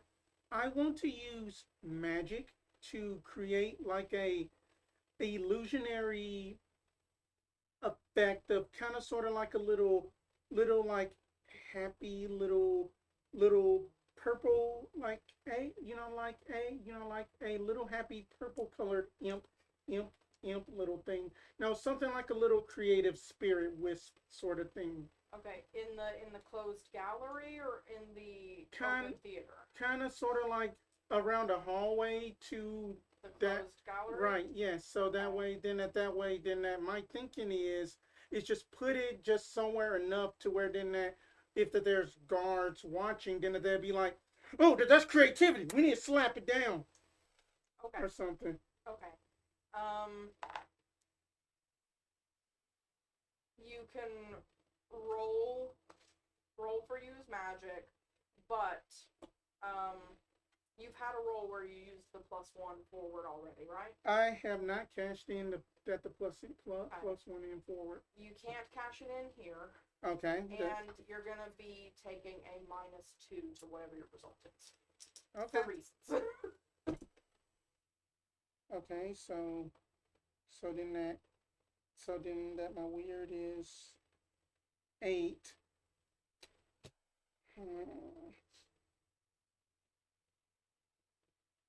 Let's see. I don't want the magical backlash. I got the luck to burn. I'm gonna burn the other luck. Does anything happen when you spend luck? Whenever you spend a point of luck, you discover something happening now related to something that you were involved in years ago. Okay. So what was Luther, or not Luther? Rufus. What was Rufenbo's first gig in this line of work? I would say that his first gig up in there, that this line of work was just basically, it was basically like that. He had to basically hunt, that the stereotypical theater ghost. It just turns out that it was just like a will of a. It just turns out that it was just like just like a very angry spirit, just raging all the time, just scaring off just at the performers. Okay. So you will into existence this little illusion of a little purple imp in the hallway to the gallery, Mm-hmm. the closed gallery. It flickers into existence, and you see it doing kind of what you wanted it to do, which is kind of like just kind of trying to be not a huge flamboyant distraction, but enough that if somebody was looking, they would notice it immediately. And then it kind of it starts to flicker and bubble like it's boiling from inside, and then the whole thing kind of morphs into a grotesquerie of pustules, and like it's got hair in all the wrong places, and it's got extra limbs. Like if Stitch from Lilo and Stitch met the Thing. Oh. Oh. And as it transforms and becomes this little grotesque monstrosity, you see you notice I assume you're still kind of in this guy's head. His attention immediately foops over there.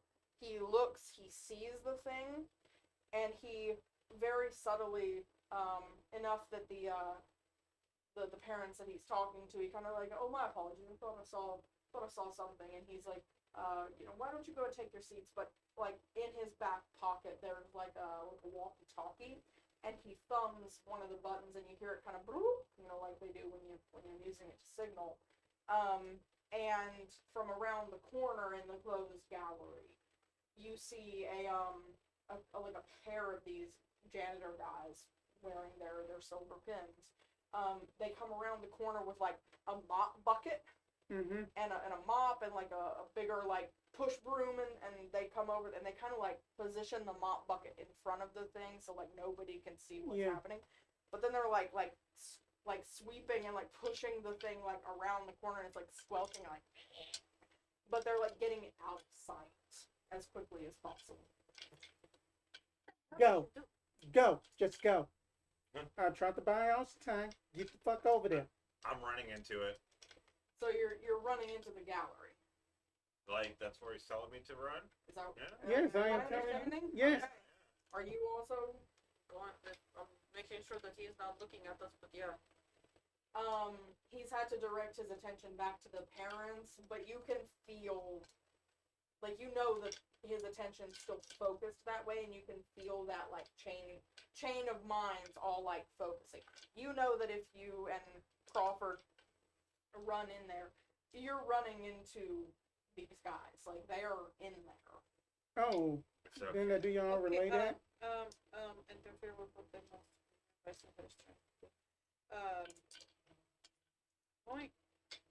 Going to try and jinx him. Jinx the host? The head usher. Okay.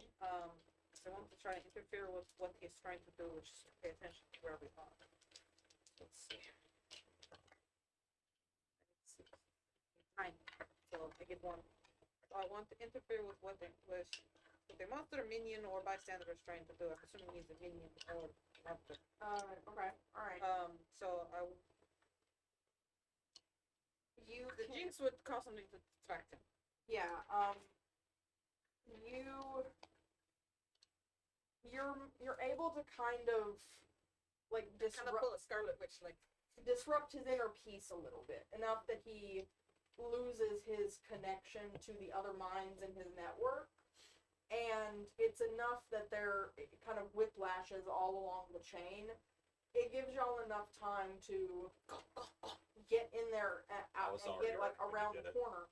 But again, you just saw a couple of these guys come and like shove your little Yeah. wannabe monstrosity around the corner. Y'all are gonna be running up behind them. Like there's no time there for them to be like completely out of dodge when y'all are coming around the corner. But it is dark in there, isn't it? Darkish. It's not. I mean, it's still daylight outside. And there's like a skylight overhead, but it's dim. It's not like lit up. That Right. while they are running to, I'm gonna try to basically distract the head guy Okay. and gonna be like, just purposely get in front of the view so he doesn't go like try to look over there and just You're gonna. you're body checking. Yes. Okay. Yeah, it's gonna be like, oh yes, I mean that. Oh yeah, that I just can't wait for just my little niece, just that like good old like Petunia. Then that she's gonna be performing. Sir, I'll be with you in a moment. But what is that the name of this play? I don't know. What is the name of this? No, it's a recital. It's a It is a collection recital of- that. What is that the recital Sir, for? did you not get a program? That y'all supposed to be handing these out, right? Right? Come with me. And he kind of like shoulder grabs you by the shoulder and like takes you and Yeah. like, gives you to another usher and is like, make sure this gentleman gets a program and gets to his seat. And now here's the real question: did you hand the tickets out to them, or do you still have all 3 tickets? I handed the tickets out. Okay. I'm not that ratchet. Okay. So here's the thing: you're now you'll have to try to extricate yourself from being seated if you want to try to rejoin them. Right now, y'all are a split group. You're being guided to your seat and handed a program. You're gonna have to find a way to extract yourself. So think about it for a minute, and we'll come back to that. So you two run into the hallway, like duck under the rope, and like run into the hallway to go into that gallery. Yeah, go under there, and before that.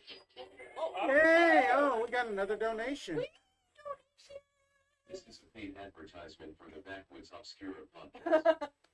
Talking trash on the monsters that may live in your backyard. Here's every Tuesday wherever you get your podcasts. Wonderful. You Wonderful, are wonderful. Thank you. doing our job for us. Thank you very much. Yes.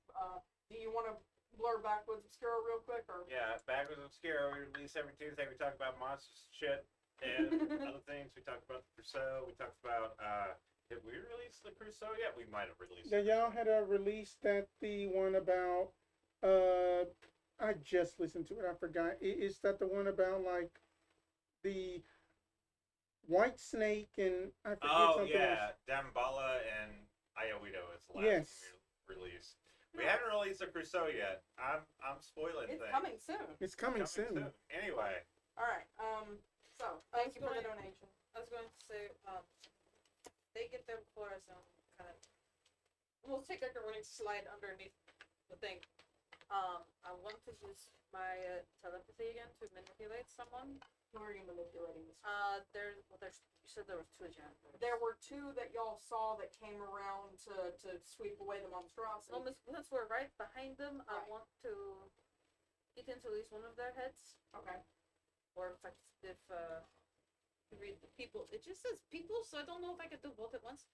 We'll let the I want to rolls decide. manipulate and use my telepathy to just manipulate them so that they keep moving away from us. So we're going to go Okay. towards the shine I saw with my sight, and I want them to go in the opposite direction. Okay. Roll that's for better it. than what I was gonna do. I was gonna hit him with my flashlight. Yeah, because that isn't going to make them look at us.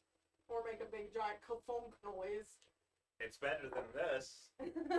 God. Which would make a big giant kaboom noise. Okay, so manipulate someone is charm. Well, I should have given myself plus one. The 4, 8, 9.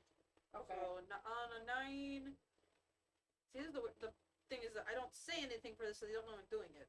For manipulate someone on a 7 to a 9, they'll do it, but only if you do something for them right now to show that you mean it. If you ask too much, they'll tell you what, if anything, it would take for them to do it. But I'm not actually talking to them; it's only in their head. So what you're trying to do is you're trying to. It's basically a push, like keep going that way. Don't turn around. If you turn around, it's gonna be bad. Yeah, Is the- basically, you're trying to paranoia them. pretty much. Okay. I'll say that you can do it to one of them. It might confuse the other guy. So I'll say this. It's probably not going to give y'all much gap time. You're gonna have to be quick and quiet for both of you. Go. So what I need y'all both to do then is roll act under pressure to get out of their line of sight before the one that you weren't able to influence turns around to see like, what the fuck is going on? Oh no, that isn't a good one for me. We'll see what this goes. I don't know. This isn't gonna turn out well.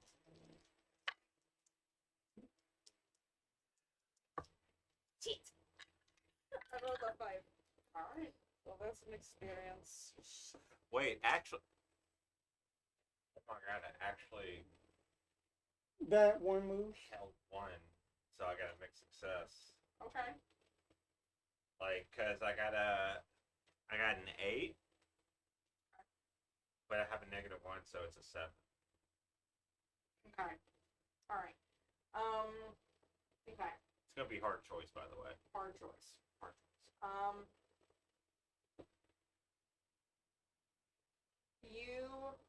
You have longer legs than Aggie, so you were in front. You see the cables that are running across the floor, and they're a little looped up right where right where you both are running to.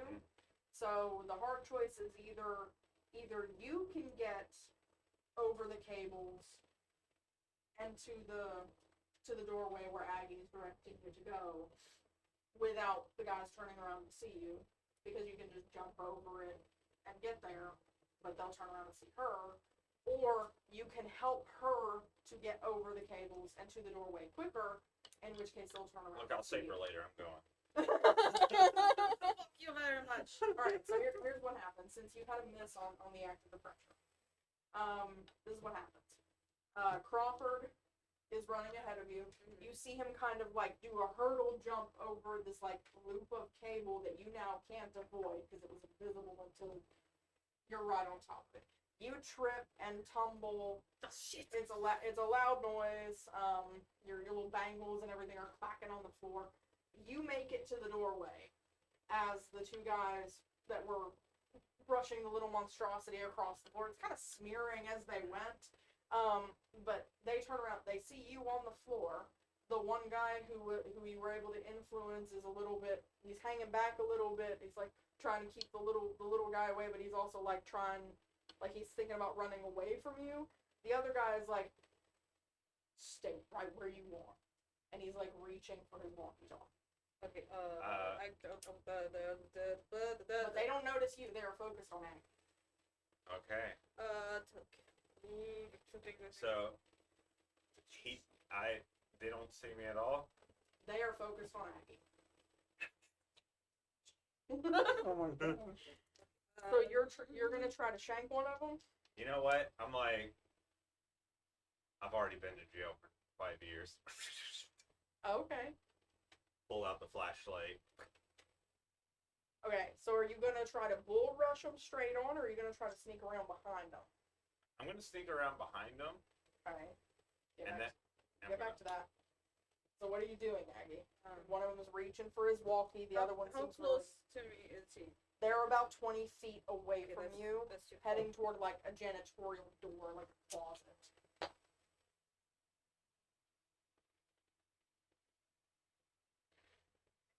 How does it work?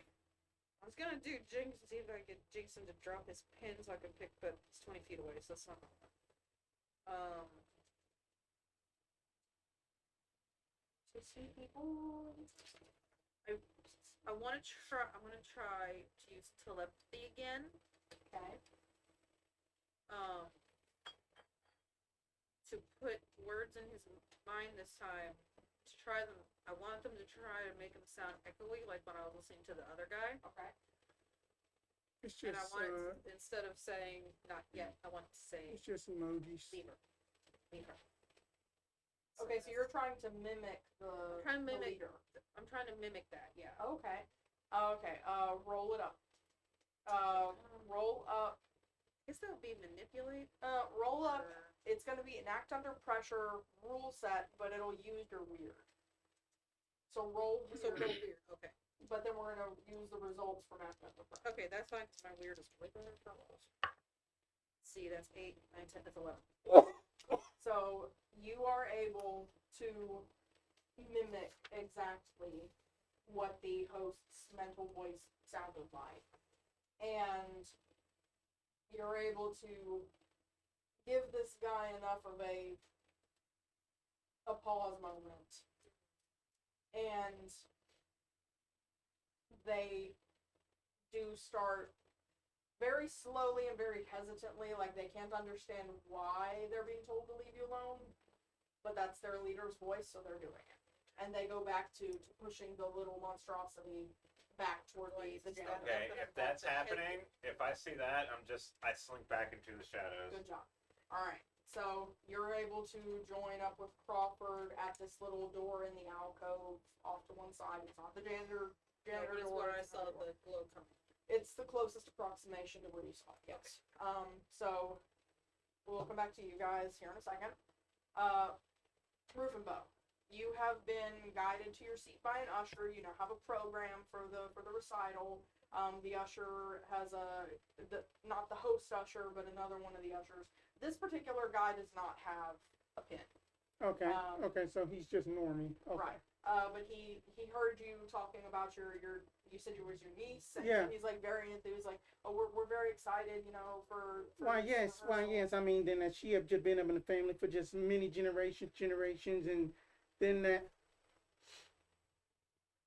Now, Rufenbo has been up in these situations before, as he's been at the more that he has been at the more distraction type, and then that he has like a that he has like a placebo fake like IBS gas pill that just basically lets him get out of normal situation because that he has explosive diarrhea issues, but it's all fake.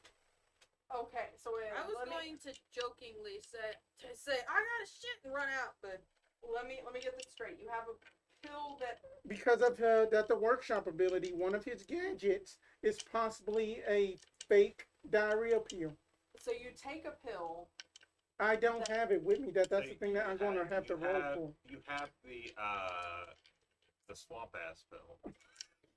But I'm just double checking the mechanics. Yes. You take the pill and it gives you IBS? It gives you like, kind of like the fake poison that Juliet takes whenever she dies, but then as she comes back, and then as she's not dead. And so like you'll have this, like I you'll will have the cramping symptoms. and bubble guts. Yes, and then You'll that the shit farts yourself and the like a corpse, smells. but you will not die. Right, and then that the farting and the smells is all real, but afterwards, then it'll just wear off, and then he'll be fine. Or you could use magic, like Okay. My sharp is better than my Alright. than my weird. Okay. So do whatever you gotta do to figure out if you can do this. Or I not. am going to roll. Now that I am going to roll preparedness, and then I have to roll sharp. Okay. That that I would take the mix. That I had got a 8, but I have it, but it is not here. Okay. So you know where you left your bottle of these pills. It's in your haven. It's in your workshop. But that means that you'll have to pull out your duffel bag here in the little squishy auditorium style theater seats. You'll have to somehow pull out your duffel bag, open it up, and reach in it like the TARDIS to find it. And before, when you were looking for books, you had to put like your whole head and shoulders in there to like find what you were looking for. So you'll have to figure out a way to do that without drawing attention to yourself. And I think that that this is the point where that I am going to spin this hole that I got at the beginning of the mystery, Okay. and then that it is basically say that I spin the hole to be where I need to be prepared and ready. Okay. So you're getting ready to like pull your folded up duffel bag out of your pocket, and in your pocket you feel like kind of tucked in like, along the seam. Mhm. You feel one pill Okay. from a previous encounter. All right. So and then he just basically just like oh that this is just my IBS medicine, and he just takes it, and then it's just oh man, I got the bubble guts, and then that just that the rankest of farts come out. There's an elderly couple sitting behind where you're sitting, and the lady's just like, "Oh my!" I'm just sorry, ma'am. Didn't let you know that's just that deer steak mixed in with just that Taco Bell Mexican pizza. And You the put deer steak in a fucking Mexican pizza? blasphemer. Yeah, that's right. Die. The usher says the the restrooms are out in the main lobby. All right, and thank you. And then it just keeps on coming with just like little bitty, You like see- the cartoon. As you move past him, he pulls out his little usher flashlight, and he's like looking to make sure you didn't like leave spots on the floor. You're able to make it back into the lobby. The ushers are now like you're kind of swimming upstream now. The ushers Yeah. are trying to get everybody seated. There's a clock like on the wall heading toward the Mhm. exit that says like 2:59. So like it's almost curtain call. So what And as you're swimming upstream, the ushers are like, "You need to come back to your seat. You need to come back to your seat." Half of them have the pins, half of them don't. that y'all don't really need that I am going through? I got the runs that you do not want that this deer. And you're getting like the oh my. I mean that. the yeah. smell is following you. What Like, was the name on the program? it's the Mary Kay's school recital ages 9 to 13. That knowing what Rufenbo knows, that he is going to be like, that this sound whack as shit. That I would much rather have like, just like that ogre that the musical playing or something like that. feel like there's a miscommunication here. Oh. A recital for a ballet Oh, school yeah. is not a whole play. Right, got you. It's like different. It is a dance, different dances. Yeah. Okay, it's, okay. It's the different age groups are showing off what they've learned Each so class far. does a routine. Yeah, they have a routine, and so it's like a mixture of stuff. So like, if it was like a kindergarten age group, they'd be doing like the the daisies with the water. You just said something that just gave me a brain blast moment about like, oh, fuck. But his character probably wouldn't know that anyway. I'm the expert here. I mean, do you want my homemade combos of deer chili and then just like pig lips? All right, so it's I feel I'm realizing that we might have had that miscommunication for a little bit now. A recital is not a whole ass play. It's Right. not a 3-act play. It's Right. a group of school-aged kids or whatever age group of learning students who are then performing for the community what they have learned thus far under the direction of their teachers and whatnot. It's kind of like how martial arts kids or karate Right. kids, they have like their Oh, that's the Showcase. forms and stuff. Yeah. Okay, Yeah. so quick question. Even though that you said staffers and such, was one of the students and instructors were the ones that who had the honey jar? Okay, y'all haven't seen the. They would all be behind. They'd be backstage getting the kids ready. Okay, and then up in You're that also parents adjusting their kids. up in that case, then that while I'm making my way towards the bathroom, I want to try to go backstage. Kianos, you are getting into too much trouble over there. Come out. pianos. Come on here. Can you sit? Hey, can you sit down, please? Somewhere. That'd be fine. Back over there. That's fine. That's his spot. I don't know about the Strauss Theater, but from the theaters I have been in, this is just knowledge that I know. Getting backstage is either having to go out and around a building and go to the back, going directly to the front where the stage is, either a door or up onto the stage. Usually from the lobby, you're not going to be able to get Because they want to control access to backstage. Okay. So so Like, I'm not trying to make things harder, but I from know. being No, in theater stuff that- as a kid, I just know. That's understandable. So up in that case, then that with let's see, because I'm pretty sure that backstage they have restrooms and stuff back there. well, There would be some in the lobby. there's restrooms in the lobby for audience. Right. The backstage Would stuff, be you dressing have to rooms. get backstage first, and back. So I'm You trying to. wouldn't have direct It's like access behind the from where counter. you could go. Right. Yeah. it's not usually accessible to the audience. Right. Right. I get that. Yeah, I'm you just trying to see how to play this off because. If you went into the bathroom like you were supposed to, because there are still like staff and ushers and Mhm. audience members still like filtering into the theater. Like you're not alone yet in the lobby, so you might want to follow through with going into Yeah. the bathroom. Okay. If you go in there, there might be something that you could utilize, like I don't know, maybe a window to the outside to then try to go around the building, or like he said earlier, air vent for Die Hard style. Okay. That'll work Right. because I think that as soon as that he reaches the bathroom, that the peels effect will probably wear off. It was like Like 3 like minutes. a 5-minute building. yeah, and then he's just like, Okay. I can go in the air vent. Yeah, so we'll do Die Hard style for getting you Oh into man, there. that's what I want. And there's nothing saying you couldn't still do that too. I We'll suddenly get there. jump into an air vent, just like her, How are you doing now? and Okay. my feet are just, All right. and then I fall back down. So we'll come back to you real quick.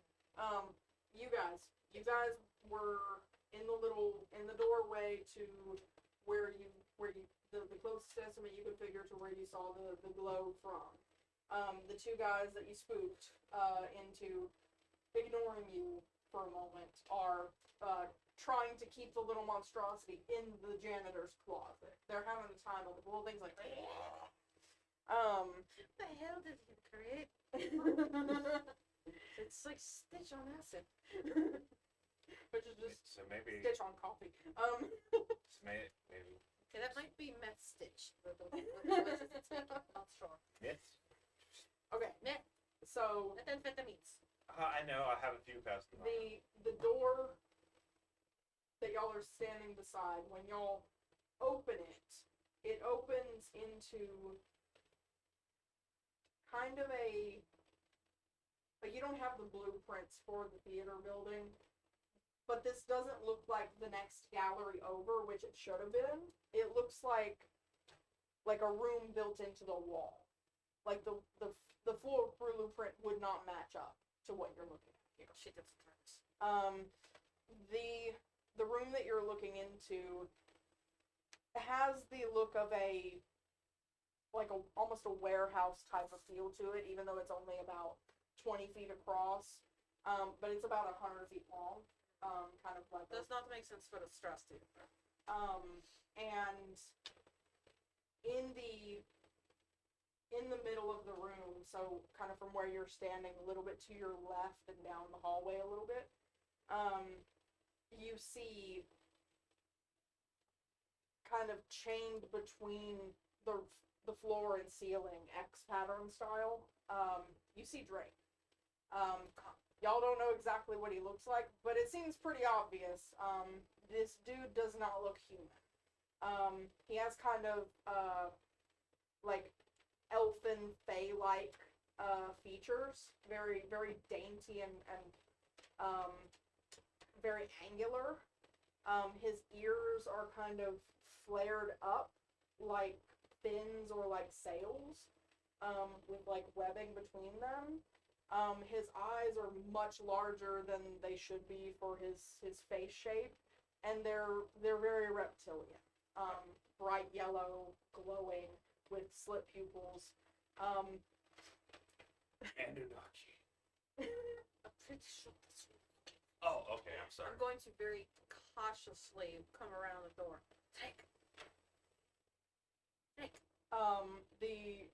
The figure is, it almost seems like he's not quite asleep, but maybe like In a trying trance. to ignore everything. More not really more like just like kind of a very child. It's not real kind of vibe. Like just the way that his posture is, even though he's like strung up.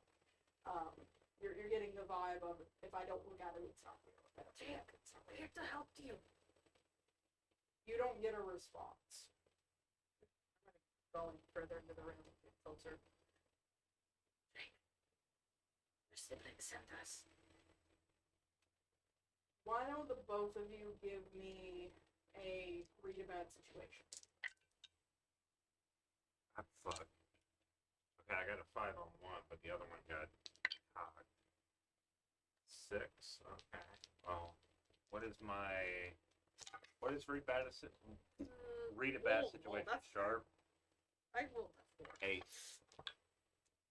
That's hold 1. So you got a miss, and I can do telepathy. The fuck is wrong with me? okay, so you're still trying to like get closer to Drake to like get his attention. Crawford, as Aggie is starting to like move away from you, you're kind of looking at the whole picture. You notice there are tables with what appear to be torture tools that are laid out. They don't look clean, if you catch my drift. There are boxes of just like a whole, well, look at first glance like a bunch of random shit. You see like one box has, it looks like the contents of like a dorm room kitchen. But the weird thing is all of the things in that box have like appendages growing out of them. Mushrooms where the buttons should be. You see another box that has what is clearly a bunch of deboxed Funko Pops that have all been melted and slagged into a golem of Funko Pops, like hanging over the edge of the box, like a 3-foot Oh, tall monstrosity. these bastards. Are we gonna have to fight a Funko golem? Are these split? Oh, these It might bastards. be the Oh my collection, you're god. Right. You see is there another any- box that has a bunch of tutus, and all of the tutus are made of barbed wire. Oh. Oh no, they got. Oh no. This has been bad. Oh no. Mm. So should we go over there and see what he? Get him the fuck out of here. Okay. So is he chained up or is it rope? So his feet are on the floor, but his ankles have shackles on them, which are chained like out away from him, like keeping him on the floor. His arms are up, and those he has shackles around his wrists that are chained to the ceiling. So he's like an X chained top to bottom. Is he doing the Elon Musk jump right now? He's not jumping. His feet are on the floor. Well, I'm just saying he jumps with the X. Same thing that's across. Yes. Without Okay. without the wood frame. Mm-hmm. Okay, this might actually be appropriate this time. What are you doing? Well, I was gonna see if it worked like in the movies. As you pull the gun The out, chain? I don't think that's going to work. as you pull the gun out, you feel the grip in your hand starts dissolving, Oh. and your fingers are kind of fusing to the metal. Oh no. Put it down, put it down, put it down. It drops and kind of splats on the floor. I almost had a video drum situation. You hear a very raspy, so I'm not doing this in voice, but you hear a very raspy voice say, "What more?" And looking over at Drake, he's looking directly at you, and his mouth is like pulled back in a grimace of a smile, and Oh, there's nothing geez. but fangs. Said, want more? What more? What more? I don't know what that means. It's just like, Like, here to help you. oh no, I think this is I think he's beyond help at this point. Let's hold there for a second. Hey, you! You Yeah. gotta find your way through the air vent. Yeah, I know. All right. Hmm. Let's make an act under pressure, but you can use sharp. Fine, let's have fun with this. I got a mixed success. Okay.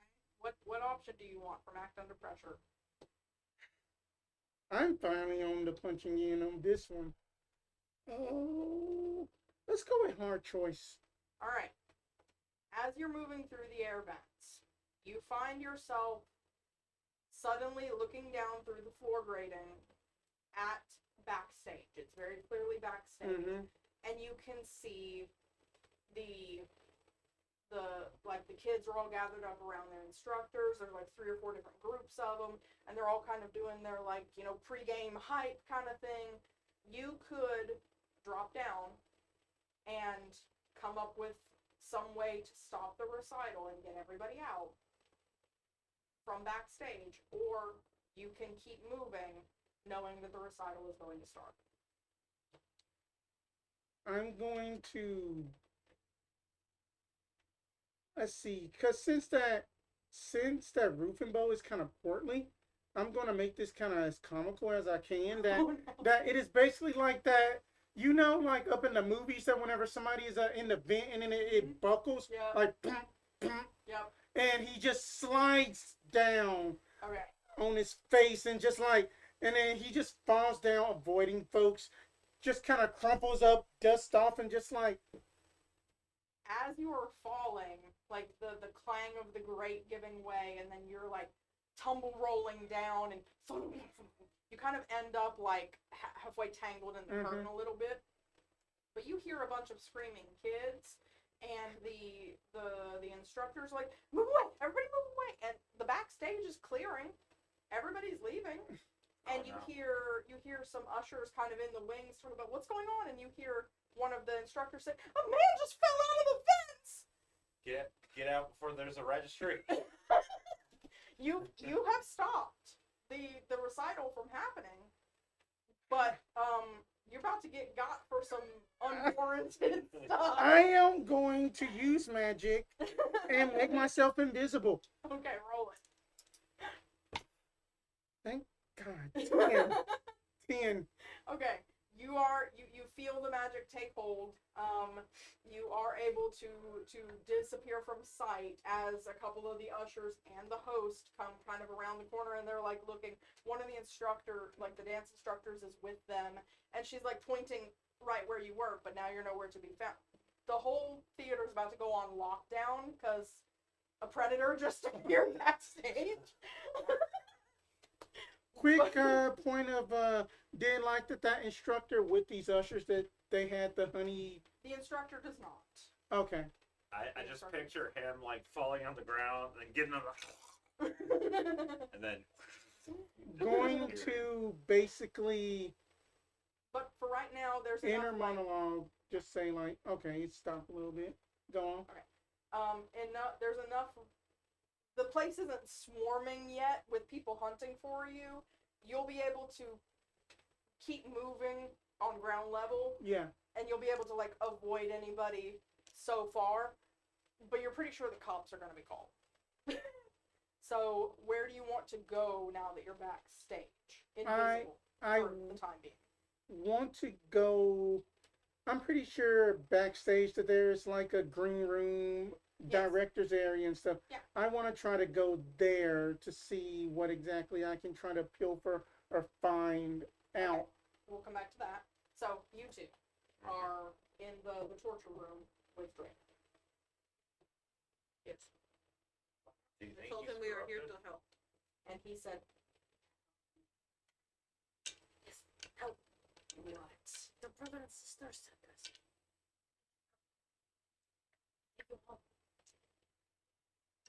you see his eyes kind of, they well up with tears. And he says, Well, Yes, you can. We'll get you out. Take you back. how close are you at this point?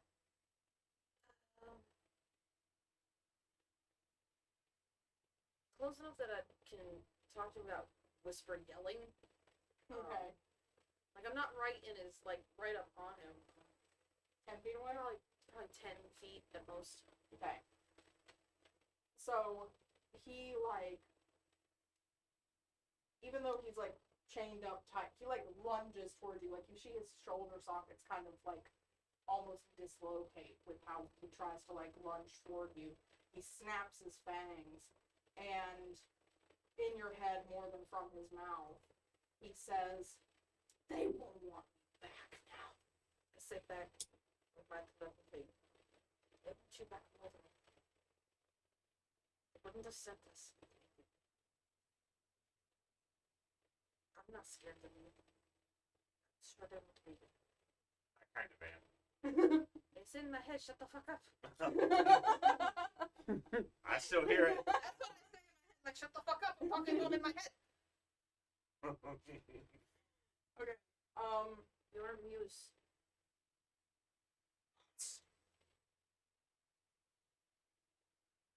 I see someone who tried to hurt someone. Here's about the good things.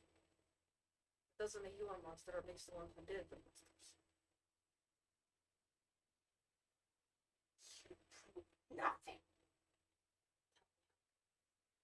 Change it back. One of the boxes of Pokemon cards that have now they show all the Pokemon flayed open instead of cutesy little critters. And all the powers on them now are existential crisis and Hey, that's my card. the box slides across the floor and stops in front of you, and he says, "Change it back."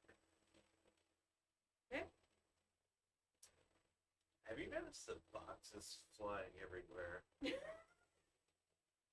you think George W. Bush is behind this? The baby is I farting think so Vladimir Putin bad. wants to put goblins up your ass. I don't know. Of course, you probably don't remember George W. Bush. What are you, like 18 or something? I am 20. She's not even from this country. Fuck George W. Bush. I don't care. I'm gonna shoot him. I swear. They get really mean up in Finland. Y'all stop making me laugh. I gotta drink my drink. Meta-wise, I did that. I did not unintentionally try to separate myself because then I think I know the solution, but I want them to figure it out unintentionally. No, don't worry. I want to use magic to try and just something that's beyond human limitation because I don't know what else I can really consider it. So I'll help. Roll for. I got 11, Oh, okay. so I'm good. Okay. What is help? Cool. If he gives me help, I get 12. You don't get help. She had 11 anyway. I think it's I got okay. 11. I'm fine. Okay. Thank you. So you pick up one of the cards and you don't know exactly what it should have looked like before, but you can use your inner sight to like I can see see the where the bad traces is. of I the see where the magic. bad and the good is with myself. Yeah. And I'm trying to separate. Yeah. I'm again pulling kind of a Scarlet Witchy thing, Yeah. pulling So- it out. You're able to extract the abomination aspects from this Pokemon card, and it reverts back to a cute little Eevee, rather than the Kitsune monstrosity that it was. And you turn it around and show it to him, and Nothing is irreversible. they made me. They made me. It's your fault. And he just looks at the cards and the box of They made you tutus. for your own connections. Said everything is wrong. They were wrong. This is what you care about. This is where your power comes from. You know why you're in chains? Because you don't have your power the way it should be. Nothing is irreversible. You go home. It's why we're here. Take it. Fix it. He just And kind they of will want to help you fix it. sags a little bit in the chains. Let's get you the fuck out of there. Can you fix my gun? It's a little worn out. Give it the time. What? There's one more. For the fix the damn gun. Got 8. So Okay. glitch. All right. Choose your glitch.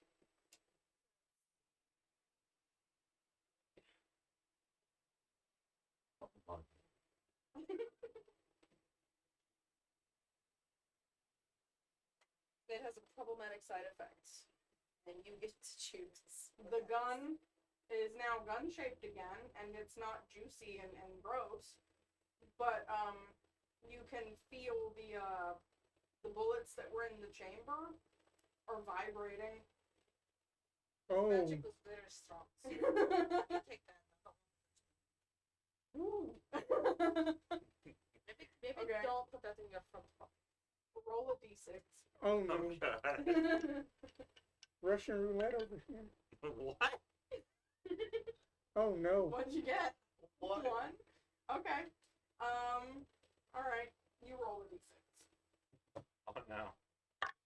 5. Okay. Okay. So how are y'all getting Drake out of the chains?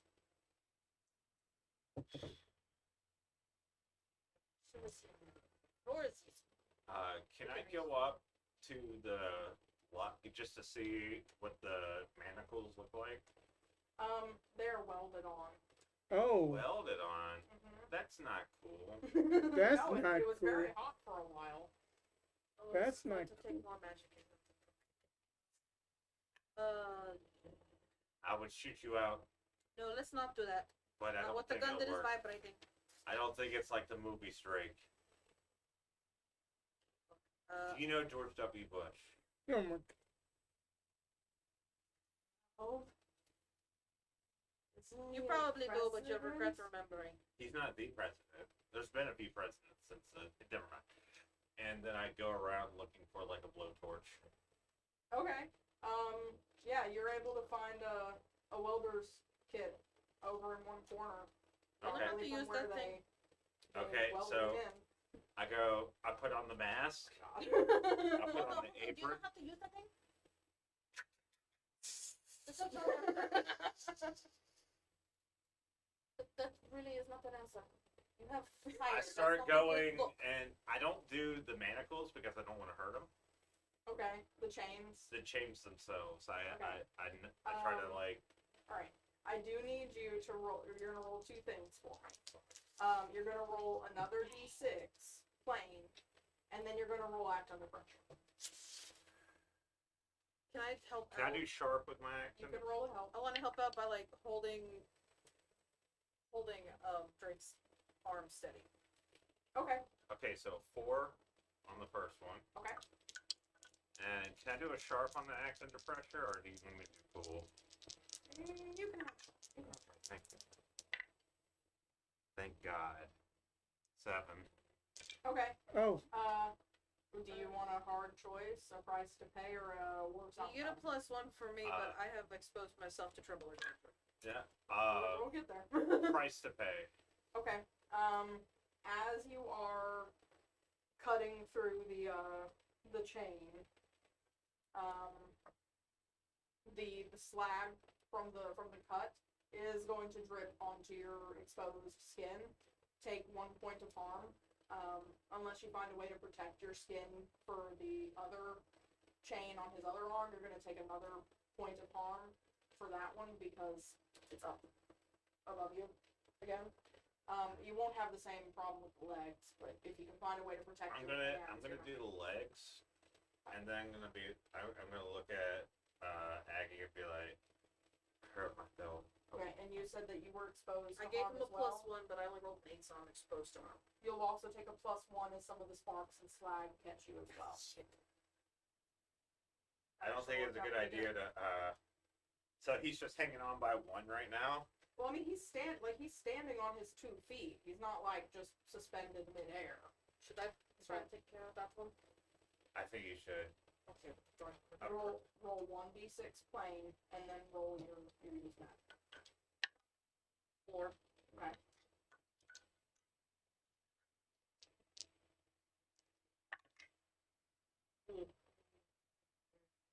Barely 7. All right, glitch.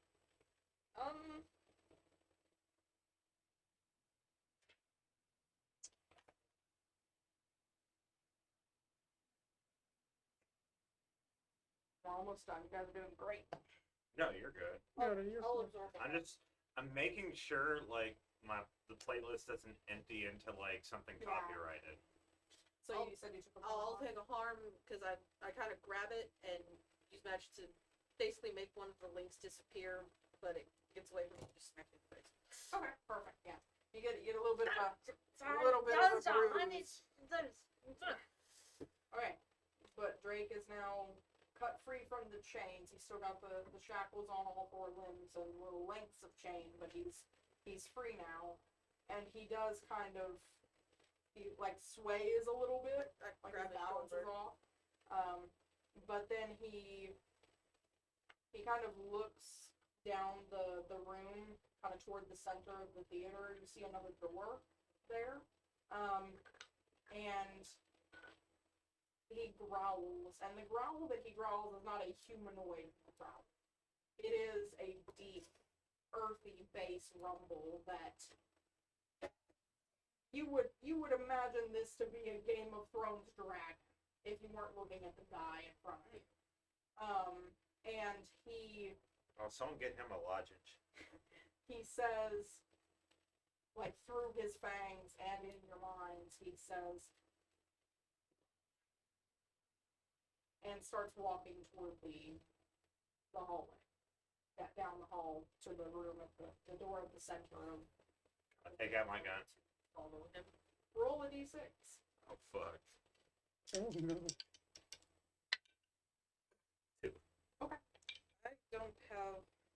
I haven't done the knife. I'm going to pull out my big knife and just help it. You said you were following.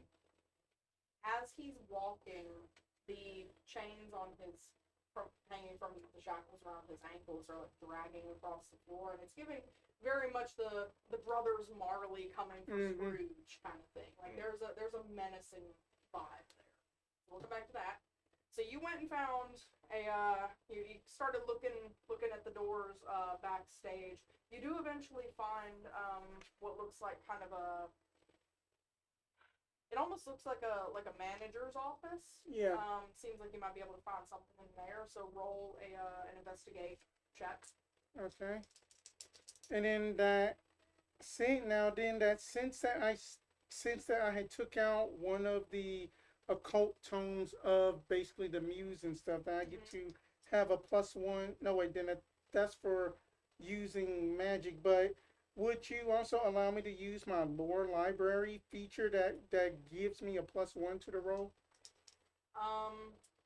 What specifically are you looking for again? I am looking for basically if that they were basically like trying to basically like have like a like bad guy plans and stuff, like saying then that. You're looking for any proof of the Pandora's Sons Yes. as part of the theater. Yes. Okay. I will allow your lore library feature. Okay. Then that is going to be a lovely 10. Okay.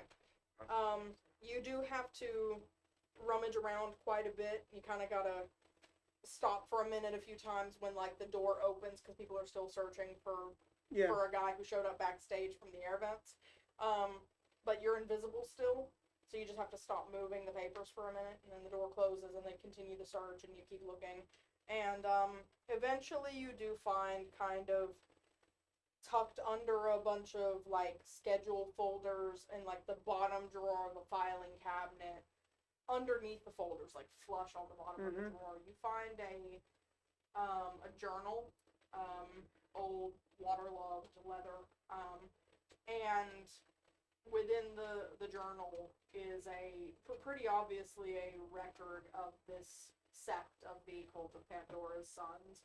It's full of like really incriminating info about the muses that they hunted in the old country, and then their immigration to the States about 20 years ago, and their discovery of how they found out about the muses in the Garden District, how they found out from a redhead techie girl who started seeing a therapist because she remembered hallucinating a weird house where Marie Antoinette lost her head, and how there was a werewolf there and everything, like whole lots of weird shit happened all at once that night, and how she hasn't been able to sleep very well since, and how they were able to track down the house. Just in case if that Rufenbo is captured and stuff, he is immediately taking, like on phone recording this and then sending it directly to the Muppets email address as soon as possible. The safe Google And Drive folder. and then also taking the book as well.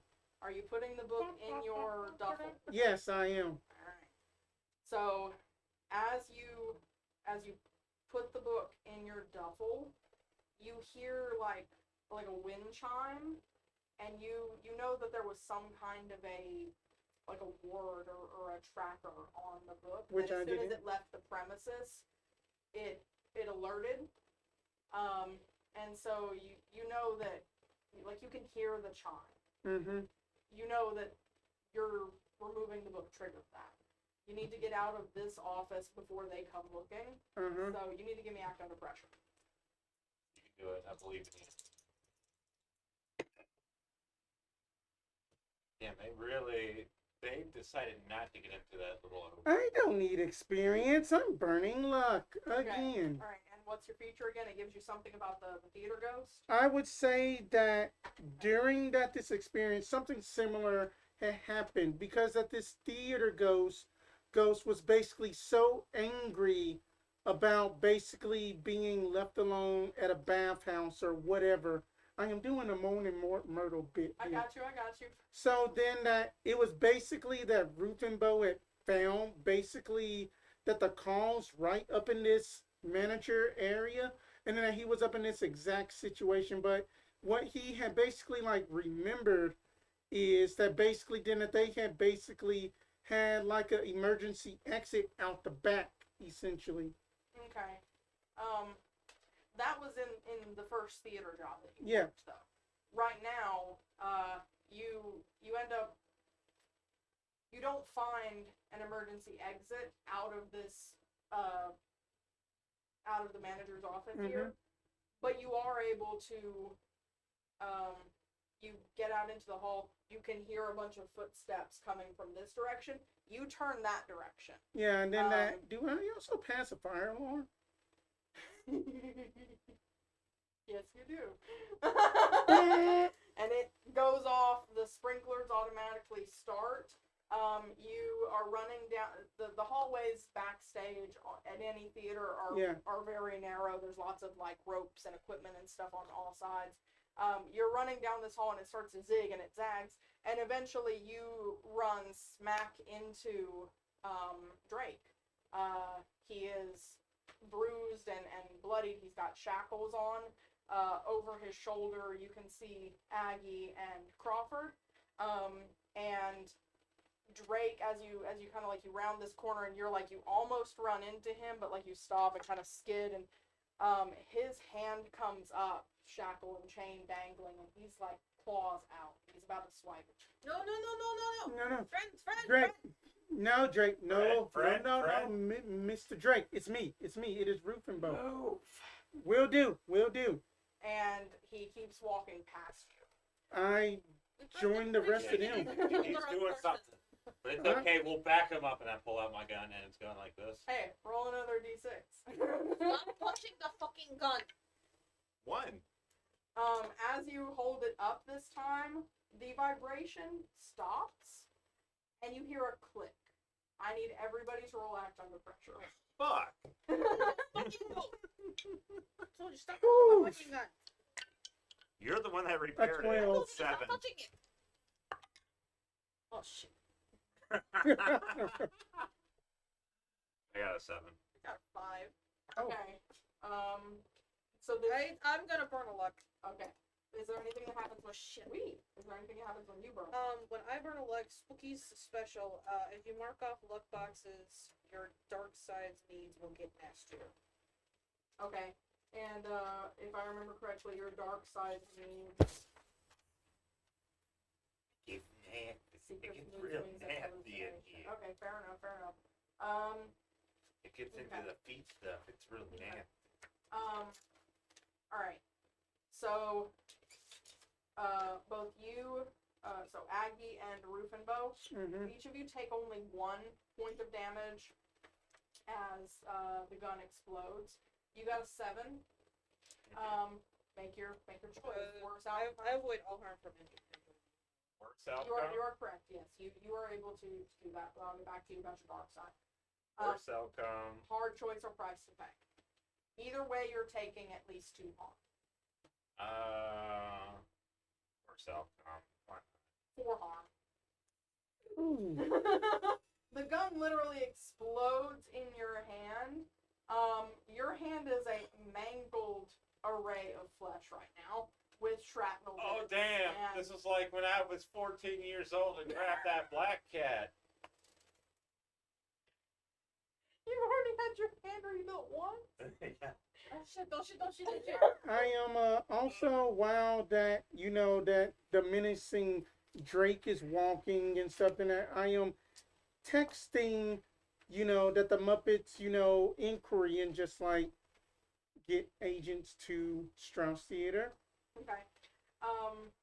You can hear all now that the gun has gone off, like big explosion, and the fire alarm still, Yeah. and the sprinkler, even over all of that, y'all can hear sirens outside the building, and you can hear the roar of voices. It sounds like the theater is being emptied. The like stampede of people. There's shouting, but also directly ahead from the catacombs that you were winding through to meet up with them again. You hear very loud voice of the host guy, the leader of this cult, and he says, "Stand fast." Oh shit, oh shit, oh shit, oh shit. You help him. And I run up to I run forward to where I hear them shout. As you're running to catch up to Drake and whatever's going to happen here, you start to see little specks of light, little wisp lights. Ow! That's my leg. Hey, Kiana, scared of. You did not come near that. Wasn't so much the leaning as the Yeah. kicking while leaning. You see little wisp lights, and the walls of this narrow little backstage hallway start to change into old growth forest, and you can feel roots under your feet where there's not actually roots, and you know that this isn't right, but you can't quite see past it. You can still see Drake in front of you. You can still see Roof and Bo, and you can still hear all the noises and Crawford behind you having problems. The gun wasn't supposed to do that. But you're kind of struggling to see reality. Okay. Roof and Bo, or not Roof and Bo, Crawford. What is your harm level currently? Are you unstable? I am unstable and one from dying. Sounds right. Okay.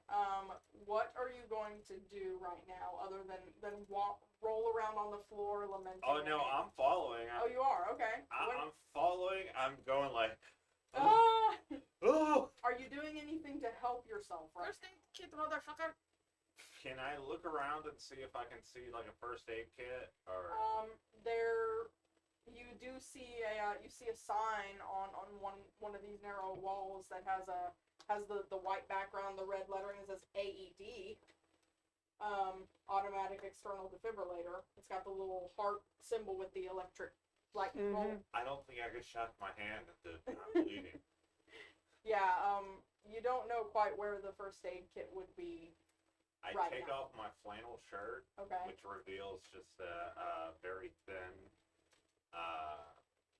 white beater, Yeah, makes sense. and I try and just wrap up my hand in the flannel shirt. Okay. It hurts like a mofo. What? Oh! You almost have that one finger that's barely hanging. You almost like bind it down here instead. Like- You gotta put it the other way real quick. Okay, I'm gonna have to make sure I press that. And my hand's kind of like that. There you go. right You got now. quick hand now. Quick hand. Yeah. All right. Okay. Meets So that grip. y'all are following along behind Drake. He comes around this last corner, and you can see the crew of the Pandora Sons are kind of, they're like blocking the hallway. Leader dude's right in front, and they're kind of phalanx behind, like 3 wide is as far as they can go. Most of them have very small, like it's like little tiny like pistols. Yeah. Is all they've really got, all they can get away with carrying while posing as ushers right now. But as the sprinkler system is raining down and they're blocking any passage, Drake stops about 20 feet away from them, and the leader guy says, "You were supposed to get them." And Drake says, bullshit. And his form erupts. The little guy that was standing in front of you disappears as enormous wings spread, knocking the walls aside. A tail whips out behind y'all. It's like throwing y'all against the walls Yeah. a little bit. I And just go like this. makes sense. And a full-fledged muse of a dragon just explodes, taking out the backstage area. And to spare all the blood and gore, he basically eats all of the Sons of Pandora over the next few minutes. The roof is barely hanging on, and as you can hear all of the noise outside the building is kind of like descending into this very terrified, what the hell is happening in there kind of mode. Drake turns around like crushing set pieces and knocking down more walls, but he turns around and reaches out and scoops all three of y'all into one hand and takes off into the sky. Oh God! He flies over the city and eventually swoops down into Forsyth Park. Yeah. He swoops down into Forsyth Park and kind of like tumbles y'all onto the grass. Yeah. And then shrinks as he goes and like weaves through the garden district back. You assume back to their house. Right. Yeah. So y'all are in Forsyth Park, safely away from the chaos at the theater. Nobody even saw y'all leave because dragon. My Well, car is shit, still your there. car's there. You can get it later. I'm just you- sitting in and the you, grass. You're bleeding through your I flannel. think we might need to call an ambulance. Can you call an ambulance? I don't That- think so. I am going to be making my way It's on okay. foot. I make bank. I do investment. On foot back to their house, Okay. just to kind of speed things up. Just gonna and speak to basically Tim and Maven. He could have taken us over there with Oh yeah, I mean then y'all can come too, but then No, he I'm needs waiting for medical No, the we're attention. going to call the ambulance and keep him from dying. I get on my iPhone. How the fuck do I? I have a cell phone. But Alright. but he is just gonna be like, well then that Miss Maven, Mr. Tim, that my hunch was fucking correct. Those bastards that I don't know. I'm pretty sure that y'all told Roof and Bo what happened and how Drake Yeah, was. It was some nasty shit. Through me going. Oh! It was some nasty shit, but then that, Miss Jess Aggie and Crawford were able to save your brother. And here goes some of this heinous evidence about these Sons of Pandora's. You give them the journal? Yes, I give them the journal. Okay. Maven takes it. You know she loves books. Yeah. She takes this one as if touching it is going to like soil her hand, but she does take it. She's like holding it like with two fingers like this, like. I think that that'd be best up in y'all's library than my own. Just so the fact then that y'all know how to fight these fuckers, or else how to defeat them. Are you sure? Eating them worked. Are you sure they're all gone? I mean that I don't know. I really don't know. Just still sitting in the field. We're just. I told everyone, yeah, my friend got mauled by a big dog or Like- something. Yeah, his hand's falling off. We need some help. There's a golden retriever. Like then The unknown Oh. killer. what? So wait, that you're asking me that? I mean that I did gleam into it just to get just evidence for our own purposes of how to fight to it, but I don't know what's going to happen if I had read into it. I'm not going to believe in that nonsense.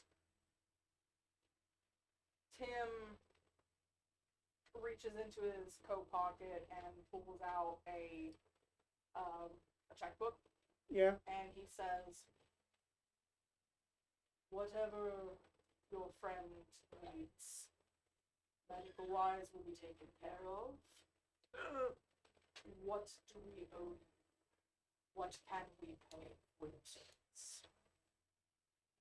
Honestly, just for me, I just want, I just still want to be able to do what I can do, and just essentially, no amount of money can basically do justice to what I had did a justice for y'all. Then that's just how we are up in the South. The college student books would be nice. I mean I that want a nice basically- young adult novel. basically make sure Los that Feliz.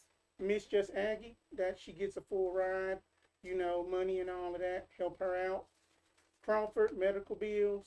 I don't need nothing. Some I'm just a SSRIs. simple man. All that I do is just like me some Waffle House. That's all I want. We'll be in touch. You take care. You do the same. And they kind of closed the front door on you. They didn't actually let you in the house. That's fair. So we'll skip ahead a couple weeks, real quick for this little bit here. The Muppets headquarters receives a visit from a real estate agent and a lawyer. And the real estate agent and the lawyer present Muppets as an entity with documents that say a gift is being made to the organization of a house in the Garden District. You recognize the address as that belonging to the Muses. And a stipend and trust fund sort of arrangement has been established for Muppets as an organization, amounting to $1 million annually. Holy shit. And also a grant specifically for one Aggie. I forget your last name. Yes. Yeah, it's not. It's all written down appropriately, but I can't. A grant of full tuition, all books, materials, and housing to ULM for as long as you are a full-time student. And Crawford, while you were in the hospital, you never got a bill. You had the best that the cafeteria meals made. When you got out of the hospital, stitches and everything all wrapped up, in a cast and everything. You had the best pain meds. That definitely required reconstructive surgery. Right. But you've also Hey got man, like have you tried these pills? occupational and physical therapy. They've never sent you a bill. They're like, just sit there. Everything appears to have worked out in Muppet's favor as an organization and y'all as individuals. When you go to that, like, you have the keys to the music house. Mm-hmm. When you go there, the furniture is there, the appliances are there, the library is full of books, but the muses are not there. There is a note, a letter addressed to the Muppets, left on the little side table in the front hall, and it says, "We can't stay with Pandora's sons in the area. If we find anything up your alley, we'll let you know. Please enjoy your time in our home." That's all it says. This isn't that good. Well, then it's I time can to do still this do another again. service. And then with just all of that research I collected, other than just that the new, that I know then that there's a Rougarou for Waffle House up and soon, but then that, that this taste's going to be taking a little bit precedence. So then we're going to probably basically just adjust all of our focus on that, but that's about it. Because then that, you know what? Life is just full of just creativity and just smiles. Hey, Crawford, Huh? you see how we mentioned the stars? Yeah. Oh, I see what you did there. And then we all just You with freeze frame. with your Stitches hand in the Yeah, cast. yeah, yeah. We do the freeze frame, and then like a second later, I'm like, what? All right, so if you don't have the Haven already, like I know you already did, you have that as a free level up that does not count against you. Any character from here on out that's involved in Muppets will always have the Haven as a free level. Okay. Because y'all literally got the Muses house as Muppets headquarters now. Okay, I'm gonna write Haven Muppets on this character sheet. Same. I'm gonna save it, and I'm gonna make it an actual file of my character sheet, like a smart person would. Okay. So thank y'all for playing. I know this one was a little different and not really a monster hunt, more of a Mystery. mystery and a rescue mission of sorts. But It's thank y'all for. pretty fun. So are we doing XP or we just got the We will do the run. I don't have. Can I have the list of questions off the back? Okay. All right. Did we conclude the current mystery? Yes. Did we save someone from certain death or worse? Yes. Mark 1 experience. Yeah. Did we learn something new and important about the world? Yes. Yeah. What? We have learned that basically There's that a cult. that there is like an ancient cult that is basically against creativity. And the muses can be tainted. Yeah, that's what she said. Fix Yeah. something else. She can make guns explode. Very true. Okay. And did we learn something new and important about one of the hunters? Yes. That He has IBS pills. exactly. They only last 3 minutes. Hey, it works. It works. It works. It works. All right. Y'all can have one more XP point. Okay. This has been a level 1 expert Yeah. the whole time. So with that I'm in a level up mind, my thank you for running Yeah, the game. thank you for running the game. And thank you for joining us on Extra Life. Yes. Once again, we are doing this charity for Batson Children's Hospital to make sure parents do not have to worry about bills while they worry about their children's health. If you want to support us, or more importantly, support kids and support parents that are trying to take care of their kids through Children's Batson's Hospital, you can continue to watch us and continue to donate through our links through the end of the year. Yes. We're going to continue to throw any money that we get. We'll At have that- extra life sometime in December. Right. to We'll kind have of try and boost extra our life. donations. But even if we're not doing anything, or if we're doing our usual stuff, you can still donate in that time, and it'll go to Baton Children's Hospital. And at the beginning of the year, we restart with whatever charity we would like to start We'll get back next. to you. Yeah. But with that in mind, since Knox isn't here, Don't let your meat low. and Thank- have a good good- rest of the week. Thank y'all so Please much go for watching. Don't This will- forget to this will vote. upload That- after you should have voted, but Yeah. go vote. We need Please- to fix things. Please go vote. All right, then. Woo. Thank you so much. That was really fun. You're welcome. I especially.